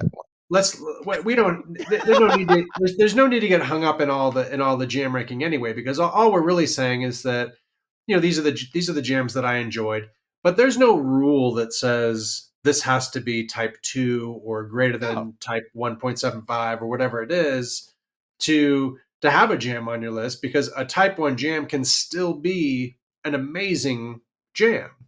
And then the other bit of advice, or just life tip, I would say for you to remember is, it's okay to find joy in other people's joy. I'm aware. Thank you. As always, B, I appreciate your words of wisdom. Let's move into night 3 here, Cap. Tuesday night, the pseudo shenanigans nightclub, but not totally. First set, we get Wisteria Lane, Echo of a Rose, Bob Dawn, It Burns Within, Thatch, and Give It Time. This is a phenomenal first set. Cotter's first Thatch. Cotter's first Thatch. Thank you, Kevin. We were talking about doing a little 5-part harmony for you guys, but due to unfortunate song coming on the radio, we will not have a 5-part harmony for you. Maybe next time we're all together, we might work up a little Give It Time. That'll be a time for another day. Is there a bigger power move than opening a show with Wisteria? Probably opening a show with Thatch, but this is a pretty big power move right here. Really great Wisteria, nice churn, and honestly, on paper, this is a phenomenal set. There are a couple of things about it that, I would change if I had the decision to. Like, for example, I would absorb the Echo runtime into that little ending few minutes of Wisteria. There's an amazing, amazing little ambient idea, patience, commitment to the dynamics. Yes. Now, but it's really great. It blows you away. It really blows me away. And then we get nice little concise, fiery Echo for the first set. Bob Dawn with Peter on keys during the verses, which is great. But luckily, he's still getting on that guitar for the chorus, which honestly, that song doesn't work without that that meaty tone of Peter's, just like ripping the on the chorus. It Burns Within. Shout out to Kev. You'll see it someday. We believe it'll happen. And then Thatch. I got an Arabolo. You got it. It's not the same. It's true. No, but I mean, Arabolo is better, arguably. Yeah, they're not Goose. Yeah, no, they are not. Thatch. We were all waiting for it. I was definitely waiting for it. I was sad that Dee and Neal were not with me for this Thatch. I did not stick to my commitment and jump off the balcony when they started Thatch, but I jumped in the air and I was very excited about it. Shout out to the Clav again, and then the OB6 throughout this jam. Just Peter really, really building the layers and the textures. Really great stuff. And much like last year's Cap Thatch, I think this is gonna, we're gonna see this song reach some new spaces this year. Now that now that we have, first of all, Cotter can nail the song, of course, but now we have the ability to reach more open pastures, if you will, more open spaces more easily, break out of the straight grooves. So it was great. And then we get Give It Time to close the set. First time is Goose, played once before as Visuto. This is an incredible, incredible song. This is my second favorite after Salt. It has the catchiest hook.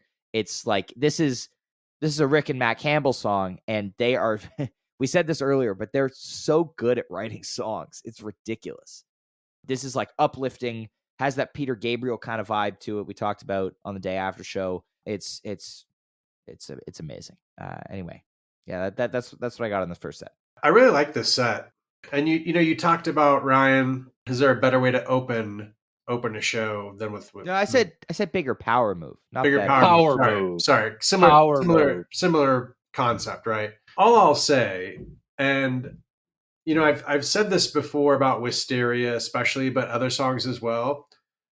Man, what I would really love to see, and this is just a personal thing that I really like, is almost like a Dr. Darkness esque kind of just sonic ambient, type soundscape, and then drop into Wisteria. That's the one thing I like about Darkness opening a show, actually, is because I like that way. Now you always know it's Darkness because it has a very unique kind of feel to it. But I love when Wisteria drops out of that. You know what I mean? I just think it sounds super cool. And yeah, the last few minutes of this Wisteria are super dope. I wish they would have kind of explored that further. And then a pretty straightforward echo. A Bob Don with light. Is that a with light? It's like a. It's like Milwaukee. It's like the Milwaukee one that's like with as we think. There's a question mark. Oh, I thought you were gonna say like it's the Milwaukee. It's not completely without. It's not completely without. No, it's they're hinting at it. So I think we could say that. It's the Milwaukee Wi-Fi with Chicago with the microphone. So it burns within. So another, some bust outs, and some rarities at this show, which again, as it relates to Cotter, was really cool. A pretty good thatch. I think the thatch and the Wisteria from this set are kind of in that, good not great maybe. Carry that sentiment and then Give It Time. Yeah, it's just it's not brand new, but a welcome addition to the Goose repertoire. Just another great song. I just super happy. There's something buzzing in my ear. Sorry. So take it easy. Yeah. So solid set, and I would say just let me know when you're done. It's the next song. Neal's muted. He was about to sing "Coming on the Radio." This is Karma coming back to B. That sounds right. That sounds right. This is actually coming back to B because anytime Goose played Hollywood Nights, none of us could get a word in. True. Because B just sang Hollywood Nights the whole entire time we were talking. I mean, I would do like 2 bars. You did 4. That's not like the whole song. I mean, I'm impressed you know all those words. And that was kind of a unique thing also. You know what I mean? Like it's kind of its own unique thing. It was a Jive Goose certified unique bit. And attempting to get this train back on the track. There's a track. A big takeaway for me for this first set here on night 3 is 6 unique songs. Again, just stretching what we thought, reflecting back on the previous pods where we were speculating about how they would handle these initial shows with Cotter. To me, just shows how tremendous his learning curve is and how quickly he's just dove into the catalog and is able to pick all this stuff up. And interesting to note, sorry, really quick, Neal, I forgot to mention, it burns within, first one since the cap last year, 79 show gap. 78 shows. That's crazy. So 78 shows. Yeah. Yeah, good Wisteria. They walked away from the last few minutes of that, with kind of a shame. Agree that Echo of a Rose felt like they just burned the song. Just didn't even feel like, I don't know, they needed to play it necessarily. They could have just kind of taken that time and made Wisteria flesh out that idea that was there that was really good, a little bit better. And then, yeah, Thatch, good, not great. Thought there was like a pretty excellent synth solo in there from Peter, which I think Ryan probably already touched on. And then Give It Time. Really interesting song. I have to believe that this is not the final arrangement of that song, because when I just watched that documentary thing that they did, the 30-minute thing, just them sitting in a room playing it on acoustic and all singing together, that arrangement sounded incredible. So, I mean, I don't know. Wherever the song lands, that hook is so catchy. It might be the catchiest hook Goose has. I can't think of a catchier one, actually. That's a hasty rank. Radio Rick. Which hook is catchier? I mean, go ahead. But No, I didn't mean to interrupt, Neal. I just wanted to go back to one thing Kevin said. Just we've mentioned it about the number of songs and all this. Speaking of the documentary, I feel like those would have been some really good questions for Cotter. That's, maybe we'll get him on the pod someday. And I would love to, come up with some questions, write out some questions that I have and think about it more and talk through some of that with him about, what did that learning curve look like? And what did that, rehearsal look like? How much of that did he spend just on his own? How many hours did he spend with headphones on, learning songs? And I just think there's some really, really interesting stuff there to dive into. So Absolutely. And how much time, like during March when they were doing all that rehearsal, like how much? Because honestly, it's been touched on a couple times already tonight that they don't sound like they're getting to know each other. They sound very well put together already.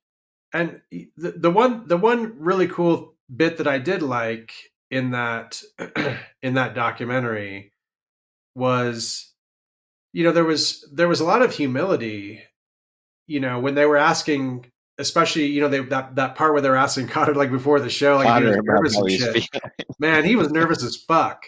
But he would, but he put that really well. He was like, yeah, but it's a good kind of nervous. You know what I mean? Like he's excited, and probably a little bit nervous. But yeah, and it led him to practice a lot. He's like, kudos to him for his humility, and then also for his just ability to crush everything in the run. So yeah, I agree. Not much more to add to this set that you guys have said. I think unfortunately it did sort of hit that, like looking at this on paper, maybe, set 2 a little bit later as well with a couple holes, but also sort of the shenanigans, but we'll get there. But yeah, this first set was like, if I see this on paper, I would have been like, man, I can't wait to hear that. And we're gonna get that. We've talked about it. They're still settling. We got that a little bit in the sessions part 2. There was a little bit of more maybe song structured and approach to the whole sessions. And yeah, I think this Wisteria had an idea. We didn't get there. Echo too much. Bobbed on with. It Burns Within was great. Thatch, I think this was for me my biggest point in this set is potentially that Rick's new tone and sound, and I think it's the new like dual reverbs, right, Ryan, or something, that his basically sort of a new approach to his amp and his sound. He'll find it, but it was a little too clean for Thatch for me. It sort of was a little too clean and sort of it didn't sort of have the growl and the grit that sort of the song can have, an approach to the jam itself. And that's not saying that the playing was any different necessarily in his literal technical playing, but just didn't sort of grab me the same way. Good, not great, like Neal said. That's okay. Dial in the sauce. Well, I think we'll dial in the sauce, yeah. But what do you guys think, right? It sounded a little different. Well, and as we heard in the documentary, front of house sound engineer Eric Loomis said he's going to have a different rig come June, because we also, obviously previously he was playing with various Mesa amps. We saw the Fender for the first time at the Chateau. Like even the Gemini jams that we saw with Cotter's first ones and TED tapes, those were still on the older Mesa rig. So it's still very much in flux, but we'll see. And he's getting another new guitar soon also, isn't he? Yes. We've heard the DeLewis, yeah. Yes, from DeLewis Guitars, he's teased that there's an Empress 2 coming, or maybe it'll have a different name, but there's another build coming out. Any other thoughts on this first set before we move on to set 2 here? No, let's talk about the bird. Let's go. Let's get straight birding. So we've got a bird and a whole heaping pile of shenanigans. Really interesting here that after Moon Cabin. When it's time. What? So when here he it's goes. time for the bird to fly. Gonna fly that bird. When it's time. We did have a 5-part harmony once again, but they have time. taken out the when it's time. Friggin' time for a bird to fly. Time. Spherin', dude. So anyway, I know some people were talking about, okay, there are 2 nights left. Are they going to do a shenanigans night and a drip field night? And one of the things that stuck out to me immediately was they played Flow Down on night 1, and they played Hot Tea on night 2. So we're 100% not going to see full plays of both of those albums. But what's interesting to me is we see on night 3, everything after Redbird is from Shenanigans Nightclub. And on night 4, everything after the Vampire Weekend sit-in is from Dripfield. So really interesting to look at. I'm assuming that was a conscious choice on their part. I'd be very surprised if it coincidentally worked out that way. But this set, we talked about it on the day after the show. I think it after having some distance from it, it works a lot better than it should, given what the songs are. And that's really just speaks to the strength of the Redbird and the Madhavan. We get Redbird, So Ready, Spirit of the Dark Horse, Labyrinth, Madhavan, and an SOS Encore. This Redbird is one of my favorite jams of the entire run.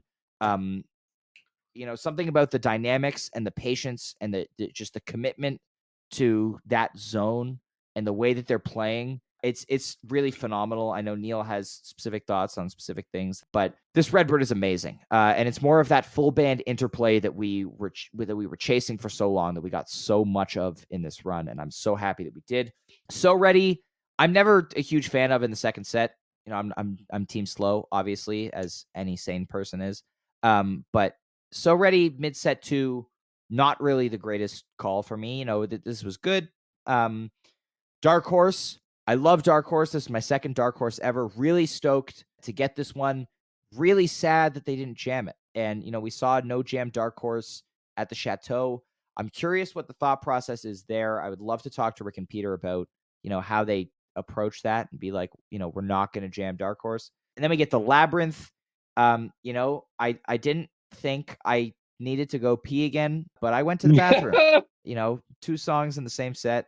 I will say this Labyrinth felt more dynamic than the one at Red Rocks, and it did not feel as though it lasted 45 minutes. So that's a plus. Though, again, this is not a song that really fits late set 2, I think.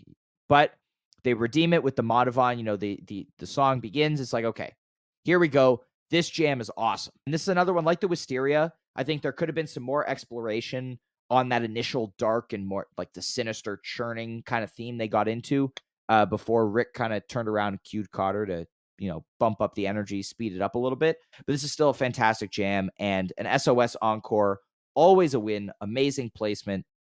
So good. And they crushed it, though there's no collab in it anymore, apparently. Yeah, aside from, from the surprise of the set list in terms of the rarities that came out, I really just want to share a few thoughts on the Redbird. I'm going to talk about Cotter in this Redbird, and Neal has some really good things to point out from Trevor, I think, in addition to some other stuff, I'm sure. But I just want to say, really good stuff from Cotter in this jam. This is one of the jams that, as I'm listening back, he really stood out. There's some stuff he does in this jam that I really, really love. And then Tumble, there's some similar stuff that I really, really like. But he does this, and I'm not a drummer, so I'm just going to use my own layman's terms for this, how I describe this. But he does this like rolling or circular kind of groove really well. And, and then he can, so it sounds very circular to me. But then he stretches the circle like into an oval, or makes it oblong. He adjusts the timing, just ever so slightly before he comes back around on beat again. And I just love how that sounds. And I think there are times that it really stood out to me in some of these jams as just a really cool way to differentiate what he's doing and add kind of his own, I guess you could say improvisational, kind of additions, but also, maybe to change things up a little bit. I think that sometimes those subtle shifts can signal something, or at least help kind of nudge a jam, lead in a particular way. But yeah, and then without getting into any of the particulars about Trevor, I will say that the last 4 or 5 minutes of this jam are just incredible. I mean, just really gorgeous stuff to close it out. Yeah, that's all I got. But yeah, this is I think I have this just behind the drive. I really like this jam. I think it does a lot. Top tier Goose. There's a lot that I really like about this, but what I like most about this Redbird is the rhythm section. So both Cotter and Trevor, I think there is a quality of them working together in this jam that is really remarkable.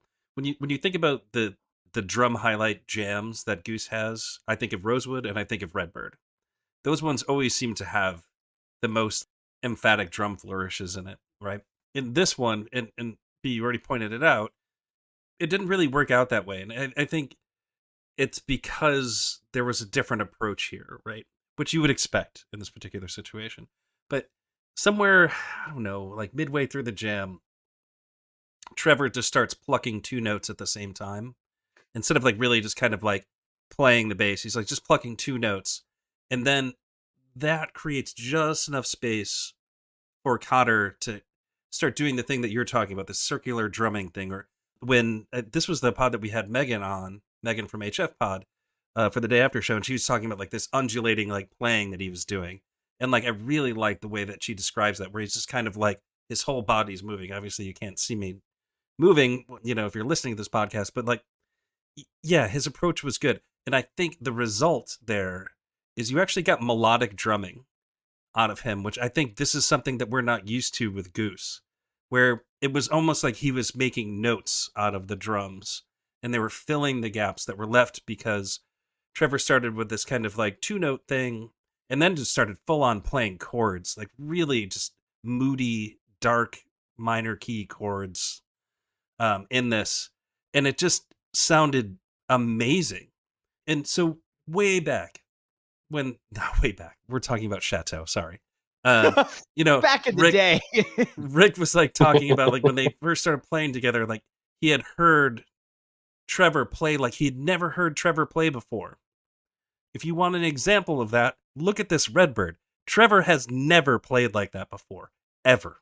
Find me a jam where he's played like that, ever. And I will be surprised and shocked. So you have him playing chords, leaving all of this room. I think in the past you would expect like just ripping friggin' like drum solo, but instead you get this beautiful melodic drumming that makes this jam sound so good. And then you forget about the two guys who are the lead instruments. That's the amazing part of this jam. Yeah. If only for a moment. Because they're improvising all together too. It's not Right. like Trevor's playing something really sick underneath a strong Rick solo, which is what we've seen in the past. Like, it's collective improv, and Trevor is the one leading it here.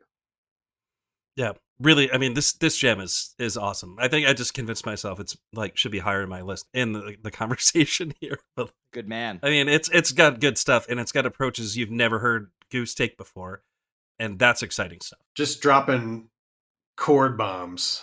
Chords on the bass, like I mean, it's so simple, right? Like I think when you're like first learning how to play the instrument, they probably like teach you how to play chords. It's like actually a really rudimentary thing. That's definitely not an early thing you learn. Not that any of us here play the bass, but I mean, the concept of playing a chord on a stringed instrument makes sense. At least Yeah, because to if me. you I learned how play to play guitar, guitar but and Sure, you if you pick up a play guitar, bass, you know how to you're- play a chord. Yeah. yeah. Well, I'm just real quick. I play air bass, and Oh. when I first started playing air bass, I started with notes, and then from there progressed to chords. So I don't Really? know if it's the same Thank you with didn't Kev. slap first? reality bass. Slapping the bass. Thank you for that.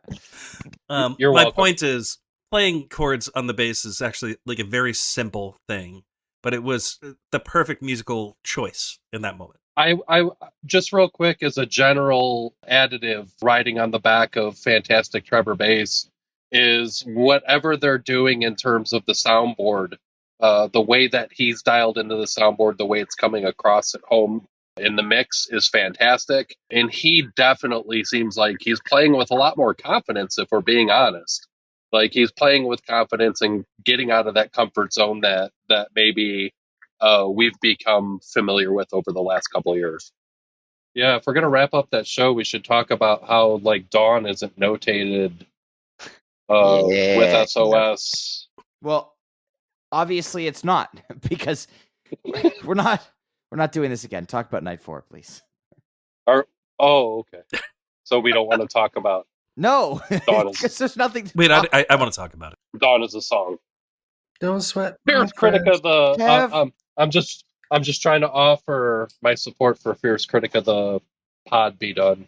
Night 4 of the cap run, April 10th, 2024.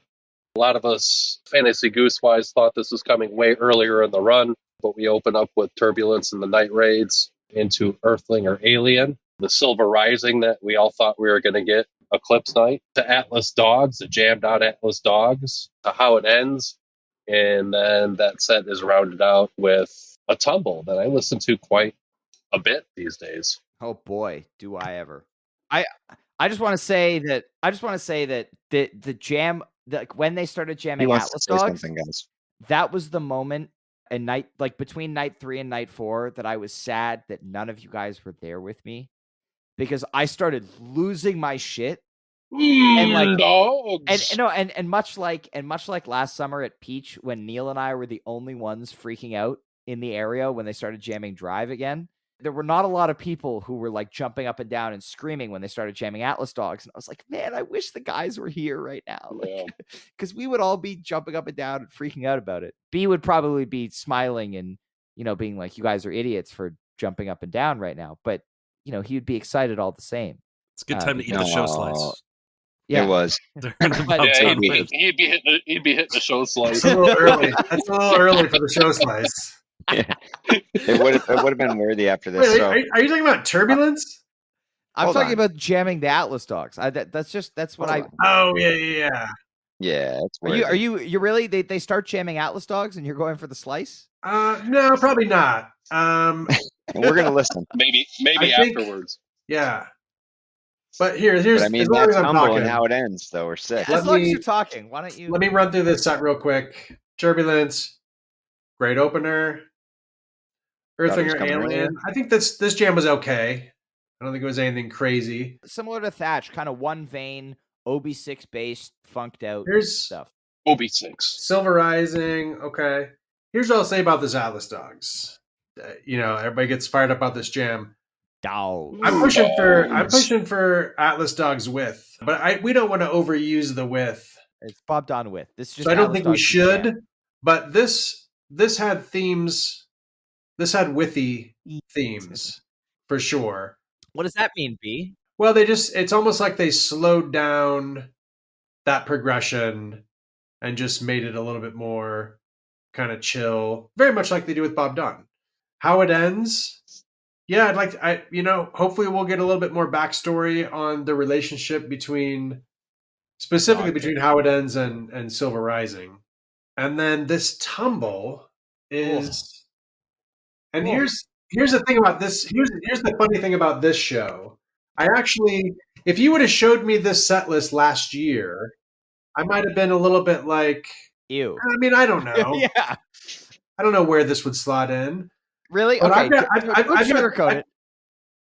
I've got this right behind night 1 on this 4-night run, and I'll tell you that a lot of that is due to the strength of 2 songs that historically I'm not always like super thrilled to see, and Tumble kind of being the first one, but this Tumble, this first big chill section coming out of the song's main jam, and this is where Cotter does this it's just like a rolling snare groove.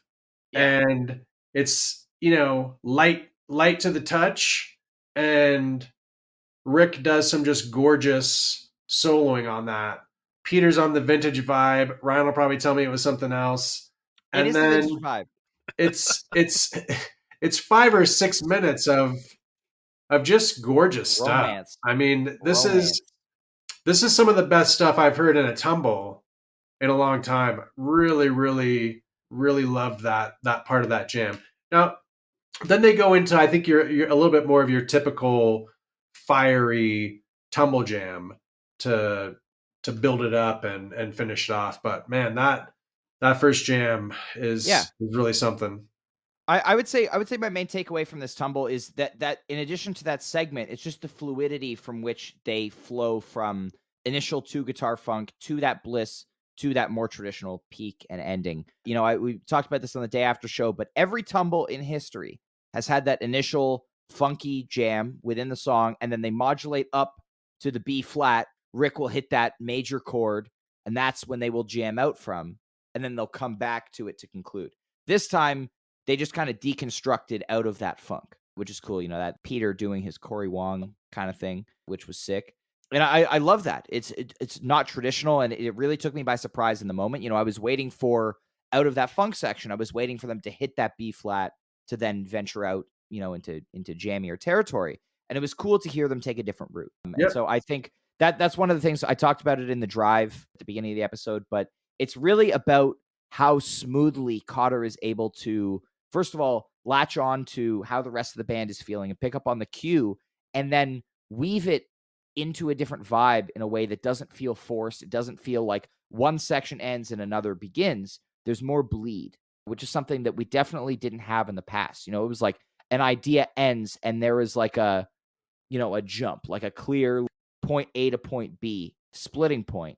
Here, it's more like it's just a gradual transition, which is amazing. And I can't wait to hear more of this summer. But yeah, this tumble is phenomenal. Yeah, and maybe this is just another case of, this is another song where it's just a fresh take, and maybe as they were learning it together, they made that decision to be like, hey, maybe we don't do that traditional, and that's good insight on the where they generally go with that chord wise and such. But yeah, it's a fresh take, and man, I tell you what, I can't be happier.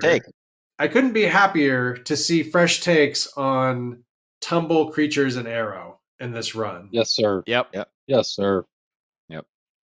Yeah, I think the same. And set as a whole, there's spaces, and yeah, the start maybe for me a little bit, Earthling just didn't quite hit last year's performance, but that was a really good Earthling.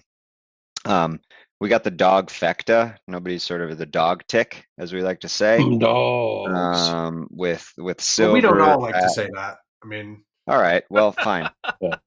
How about that? This is the end of the trifecta of the werewolf, dogs, and dogs. It seems like an end of a story in sort of that song.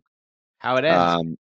Obviously, we had the lyrical play that ties it to Silver Rising, and yeah, the Atlas Jam. I can only imagine what you felt like, Ryan, because when I was hearing it in the moment too, I kind of did a little Mario Star Jump as well. So yeah, but it's all about the tumble. I will admit I was very much sort of taken aback in the moment. I thought it kind of sounded, the composition. We heard this with a couple songs, maybe in the approach in terms of tempo, but and beats per minute.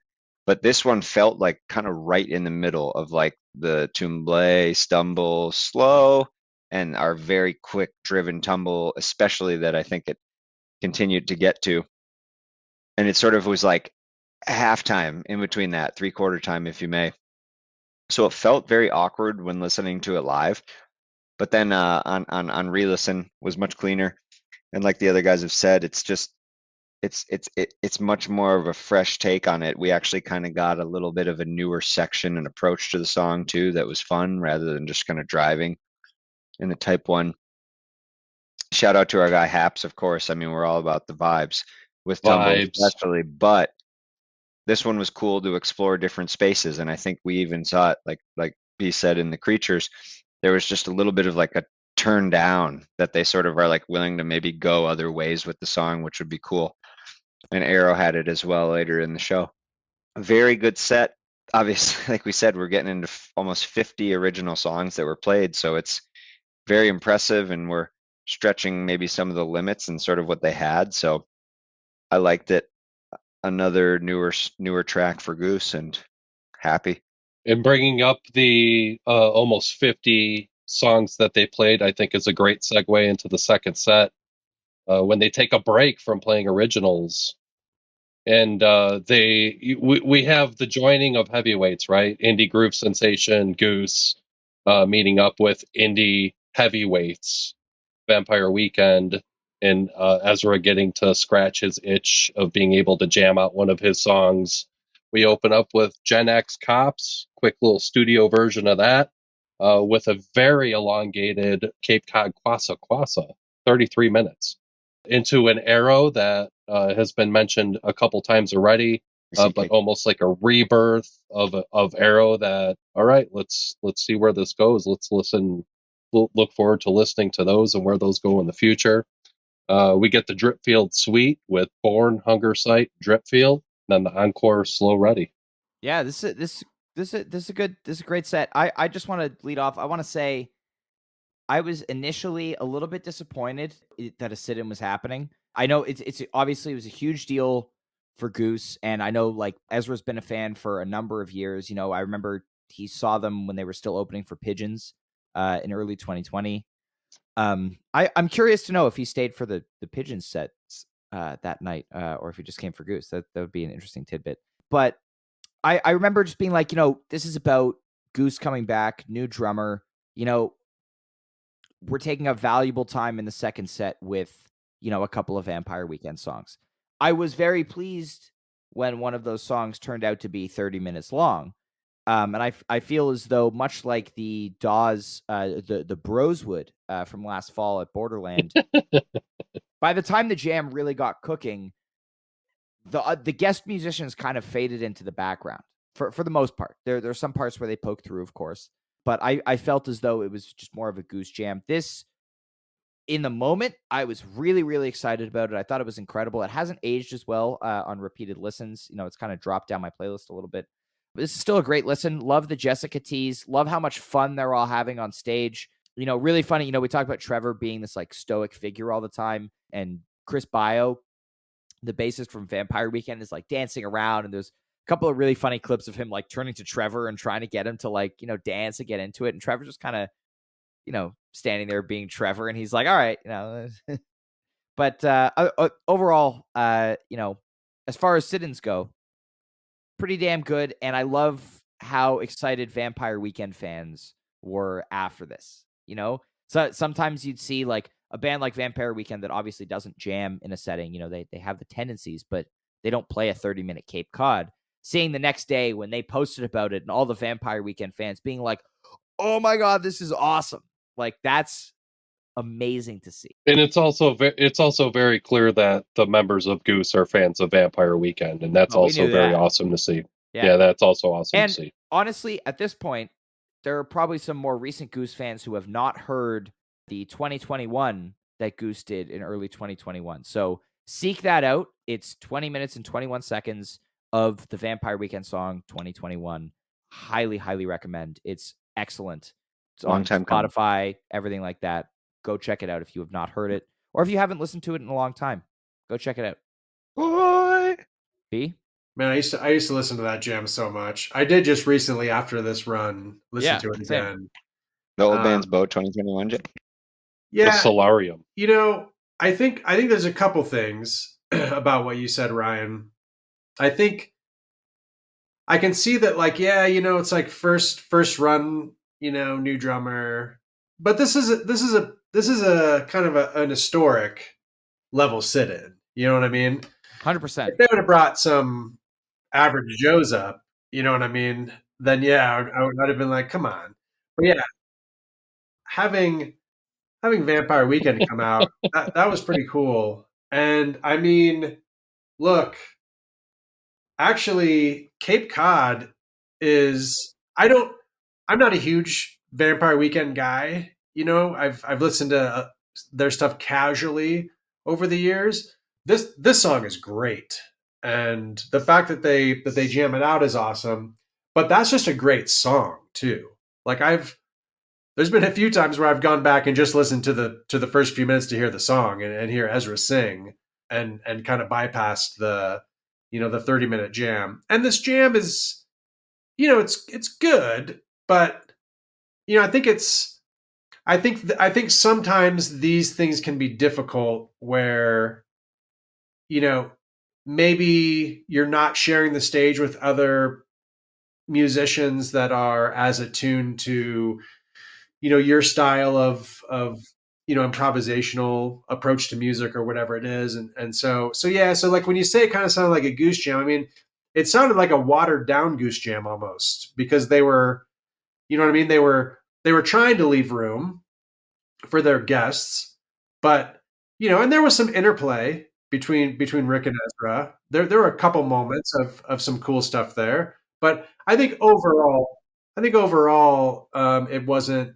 It didn't do a ton for me.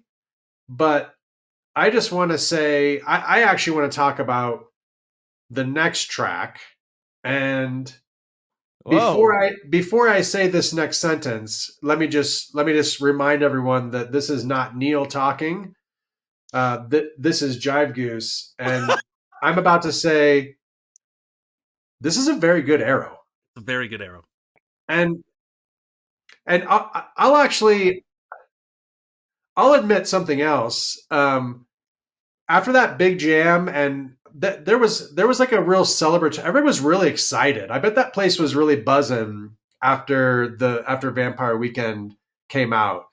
And so those guys leave the stage. The place is buzzing, and then this was one of those times for me when that opening lick of Arrow kind of was like energizing and like, oh yeah, here we go, almost. You know what I mean? And it's like I don't always feel that way, but so everything just kind of came together, and it from the very first opening line or opening guitar licks. I was kind of excited, and then this ended up being a really awesome arrow, and one that I'm more excited about. There hasn't been an arrow that I've been excited about for a bit. But long story short, I really love the kind of like background beats, kind of chill vibe of this kind of, it's like kind of a repetitive groove that they settle into, and it's just real chill, and it sounds pleasing to my ears in that way. It's just chill, nice chill groove. And yeah, this is, like I said earlier, with Tumble and Creatures, seems to be another song that's maybe getting a little bit of a reset, makeover, and makeover, kind of a fresh take. So yeah, and then not too much to say the rest. We had the cool Dripfield intro / Hungersite outro. There are two schools of thought. Yeah, this set for me, really awesome sit-in, and then a really good arrow. Yeah, pretty good arrow. That's what I said too. It is. It's really good. You guys agree? Hey, of course. Listen, if you like Eugene Bourne, for example, and you like, oh boy, I don't know, like what's you the don't word like I'm that looking jam. for? It's Well, he's trying to insult it. No, I'm not. I really am not. What I'm saying is, if you like, but you don't like Eugene Bourne. You're on the record as hating the Eugene. Well, that's Bourne. that. Yeah. No, well, let him insult Arrow backhandedly and stop interrupting him. Okay, sorry. He's gonna give Arrow a backhanded compliment. If you like patience and commitment to quieter dynamics, this Arrow is fucking amazing. I really mean it. It is good. It has that. That's what Eugene Bourne has. That's what this arrow has. So I wasn't gonna try to shit on it, but I want to back up a few steps, and I want to talk about the Vampire Week incident as the resident indie rock fan of the podcast here. This is the part where we talk about Spoon, so on and so forth. Jive, I think you nailed it. Like, Cape Cod is an amazing song. It's an iconic song. It's been around forever, and almost everybody knows it when they hear it, except for Ryan. Ryan had no fucking clue what was going on when this was being played. I had no idea. Everybody knows I don't listen to other music. Yeah, well, so, I mean, the rest of us just happen to be around, and we just, like, hear things. Like, I mean, this song was everywhere in, like, the late aughts, I want to say. In any case, I think there are a couple cool parts to this jam worth noting. I really think the Vampire Weekend rhythm section did enhance the jam. So when you say you bring up the Broswood, Ryan, I think maybe that's where that comes from, because I think that the rhythm section felt extra rich in the Broswood. And then the other thing is that we didn't point out yet is the return to Cape Cod out of this jam is awesome. It is really, really, really good improvisational music. So, you can say what you will about the whole 30 minutes of it. I think there were many times where if they didn't have guests on the stage, Rick would have been like, fuck this shit, we're out. But they just like played it anyway, and they just kept going because they really wanted to hit that 30 some odd minute mark. You know, they did that, I think, for their guests. But I think at some point, Rick would have ripcorded that if nobody else was on stage. There was like a blues jam kind of in the middle of it, and I was just like, what the hell is even going on here? But, you know, they were trying to stretch it out, and they did. And they got the job done. But yeah, really good arrow. Really good arrow in this set. Oh, yeah, and just, yeah, Ryan wasn't listening to Vampire Weekend in the late aughts. He was sitting on his dad's lap listening to Backwards Down the Number Line.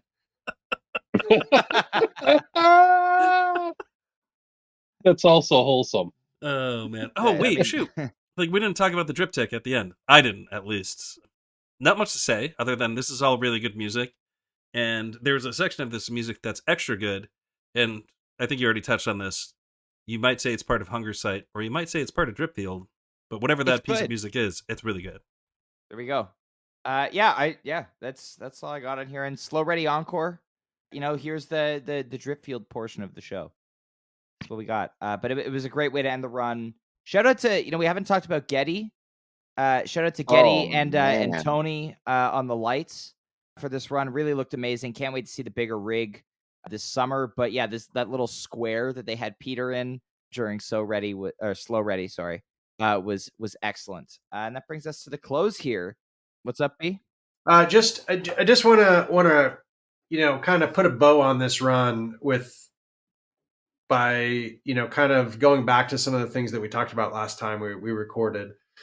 And, you know, so a couple of things we talked about were, you know, we were thinking, oh, maybe they're going to do longer jams, but we were thinking they were maybe going to do longer jams to kind of take the load off of Cotter having to learn a bunch of new songs. So it's funny because we actually got both of those things. So we talked about how we got, you know, the 47, 48 original songs with a couple new, you know, new ones / Basuto first time plays.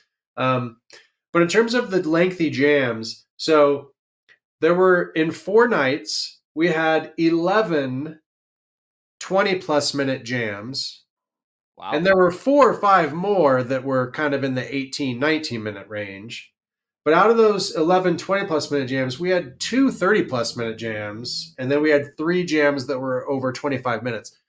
So we definitely got the long jams that we were kind of predicting. So that's awesome, because not only did we get a lot of lengthy jams, but the quality of these jams overall, I feel like was very high. Another thing we talked about was we talked about the new originals, and we've kind of touched on that. You know, we got the one new kind of original and then some new Basuto stuff. And then the last point was around covers. And would we see kind of a reset in terms of covers? And so I think that one's still to be determined, right? So up in the air. So we definitely didn't get any, you know, we didn't get any of the wedding songs. You know, we got Eminence Front, which is, will they play Spoon? A big bust out, and then we only got the sit-in covers. So I think that I think it's still TBD on what's going to happen there. But I think the fact that we got so many originals and so few covers is at least telling me that, yeah, you know, maybe there is a bit of a reset happening. So we'll wait and see what happens with the rest of that. But yeah, interesting stuff. I think that there were definitely some surprises with respect to kind of some of the things that we were predicting. Agreed.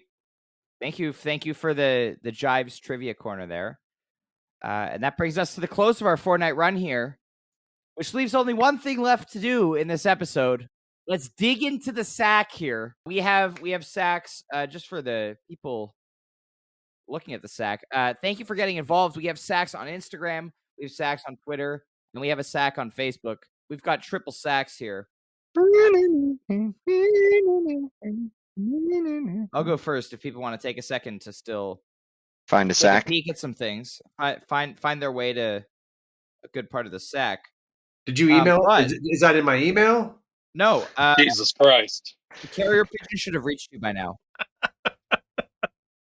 How do you know about the quote, but you don't know about the mail sack? All right. So here we go. We got a sack here from Jonathan C333 on Jonathan. Instagram. Thank you, Jonathan. Even with Cotter a member for a short time, the cap shows have proved how tight and cohesive the musicians of Goose have become while still holding their own identities. Each song from these 4 shows requires a minimum of 6 listens. Bold. 1 to take it in and another 5 to focus on each member of the band. I'll single out Cotter's work on the ride cymbal and bell during Salt as one tiny example of this and how the 5 members layer over one another beautifully. While watching the 3 of the shows in person, I kept thinking somehow this is only going to get better. Very well said, Jonathan. And I think focusing in on the ride cymbal is very significant because the way that Cotter plays it is so dynamic. I keep using the word dynamic because it's the best word to use here.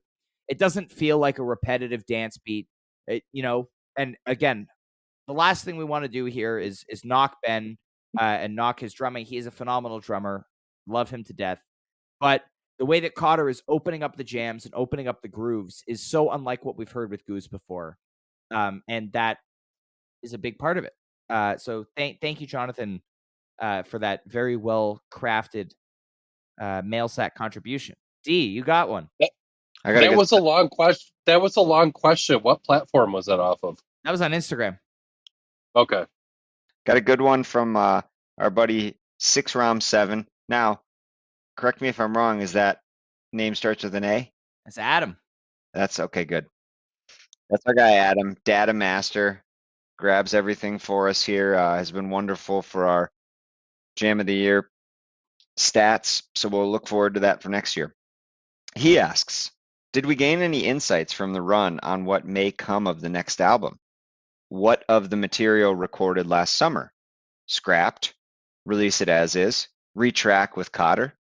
What about the dog suite? Dog Tech, Dog Fecta, thanks. Might we see another EP now that we've gotten How It Ends? A lot to unpack here. But with that said, I think that for me personally, we're still going to see the inclusion of songs like Thatch. Yes, we'll get the dogs. There's a conversation around something like Turbulence, Butterflies. Turbulence is obviously an older track, but do they want to release it? We have some other new tracks too. In terms of recording, my guess, as he asks here, would be that there would be retracking. Probably wouldn't get into a situation of having different drummers on different tracks that they would release. They wouldn't do that. And I mean, whether they like the material, they probably recorded already. That's, something we might never hear, of course. I think we're seeing maybe some different approaches to it. So we'll see some different reconfigurations. And I personally believe too, though, that I agree that the Silver Rising, Atlas Dogs, How It Ends could be released as its own EP. Something I think that would be a little bit easier for them to bridge probably some material as they get ready to release an album. It's kind of there. It's 3 songs that are ready to go together. Record it. Sounds good. Obviously, you can, we talked about credits to other artists. I mean, Matt wouldn't be on the album, but he would receive something there. And I think, as we sphere it tonight, that there might be a chance that I look forward to new material. So good question from Adam. I'm excited about the next studio release because I think this band has shown that they are very excited about approaching music in the studio. I've heard that from other artists around, that tour that I've run into, speaking about Goose, interaction with James Godwin. And yeah, I think there's a lot to be excited about. So who's got another stack for us? Okay, cool. I got a postcard just in time from Live? From an old friend, live. Tyler Hensley. Man, so this guy's, I don't know if you guys know this guy, but he's been around for a long time. Has he been pulling for stickers for a bit? Oh yeah, I'm sure he's probably won some slaps. Yeah, old school, fellow of the community. Anyway, he wants to know, what was your favorite Cotter moment from the Cap, and what song are you most looking forward to hearing him on that we haven't heard yet? And then his favorite Cotter moment was his drum chorus toward the end of Give It Time. That's a strong one. Yeah. And then the song that he's wanting to hear that they haven't done yet with Cotter's All I Need. That's also a really, really good choice. I would say my favorite Cotter moment I mentioned earlier, which is the Redbird Jam. I think he did some really amazing stuff in that jam. And then I would say out of the stuff that hasn't been played yet, and All I Need's a really good call there. I would say otherwise Lead Up. I really want to hear him just pounding it down. That's another song on the album. Sorry, good call. Thanks, Tyler. And B. Neal. Yeah, that was going to be the mail sack that I picked because it was a really good one. And, you know, the you guys one agree song on everything. I actually am really looking forward You to. didn't get the postcard? I'm sorry, what, Ryan? You guys agree on everything. Yeah, it was not a postcard. Sorry, Jeff. Sorry to give that one away. That's fucked up. That was That's from fucked up, Twitter. man. So the song that I'm looking forward to the most is the first song we get to hear him sing. Yes. Because he's going to sing at some point. Solo we know singing, he's you're saying, capable yeah. of it. Yeah. And we know they're going to want him to sing at least one song. And not only is he capable of singing, I think he's capable of lead vocals singing and doing a really good job. So that I'm really looking forward to. So I don't have a mail sack. I think I'm good. Yeah, I have a quick one, and it's from friend of the pod, 902 Vickers. Friend? What did you think about friend of the pod? What did you think about the patience and commitment to quieter dynamics and jams during the Cap run? And I know, obviously, this was meant. We've developed this as a bit throughout the pod here tonight, and it's funny, and it is funny. But on a serious note, one of the things that I am very much looking forward to with this Goose incarnation that we're going to be watching this year is what we've been talking about all night, like some of this patient jamming, some of this more under the current sort of effects, and instead of the ripping guitar like peaks that we're used to. And I'm really, really looking forward to more of that, more of the exploratory psychedelic stuff. That would be really cool. I just want to say one thing. It's like Trey said. I know this. I know the sphere is on now, and it makes me think back to Binghamton '95, and Trey came out for the encore, and he's like, "This one goes out to the guy or the person who ever had the sign." And then somebody starts like going crazy who had a sign, and then Trey's like, "Oh no, not you." And then he goes, "You got to bring a sign, but you also got to bring a sign for something that we want to play." And they played "Bold as Love." That's one of my favorite shows, by the way. It's such an amazing show. This is a Goose podcast. So Stay on topic. but so what I'm tying this back into the sack. Circling back. You've got to. Yeah, you've got to submit a question, but you also got to submit a question that we want to answer. So, sorry if we didn't do yours. Kev farted again. End the podcast right Oh, there. I'm sorry. All right, no outro. I was doing a Cotter rig rundown. All right. Well, that's what that sound thank was. you. We'd like to thank everybody, as always, for listening to us ramble for so long. Lengthy episode about a lot of shows. We may have some content for you before a summer tour, so stay tuned for that. We're looking forward to that, and we are excited for the many, many shows that are happening in June. Talking about all of them, we will be doing day after shows for every single one, as long as there's service. So probably not summer camp, but if you are going to a show and you would like to be on a day after show broadcast, talk about said show, please send us a message on social media. Some of the shows are filling up. They're filling up fast. So get us a message in ASAP. But as always, thank you everybody so much for listening to Always Almost There. We really appreciate you. Thank you to Goose. Welcome to Cotter. And we can't wait for this summer. Everybody have yourselves a fantastic rest of your day. And we will see you next time.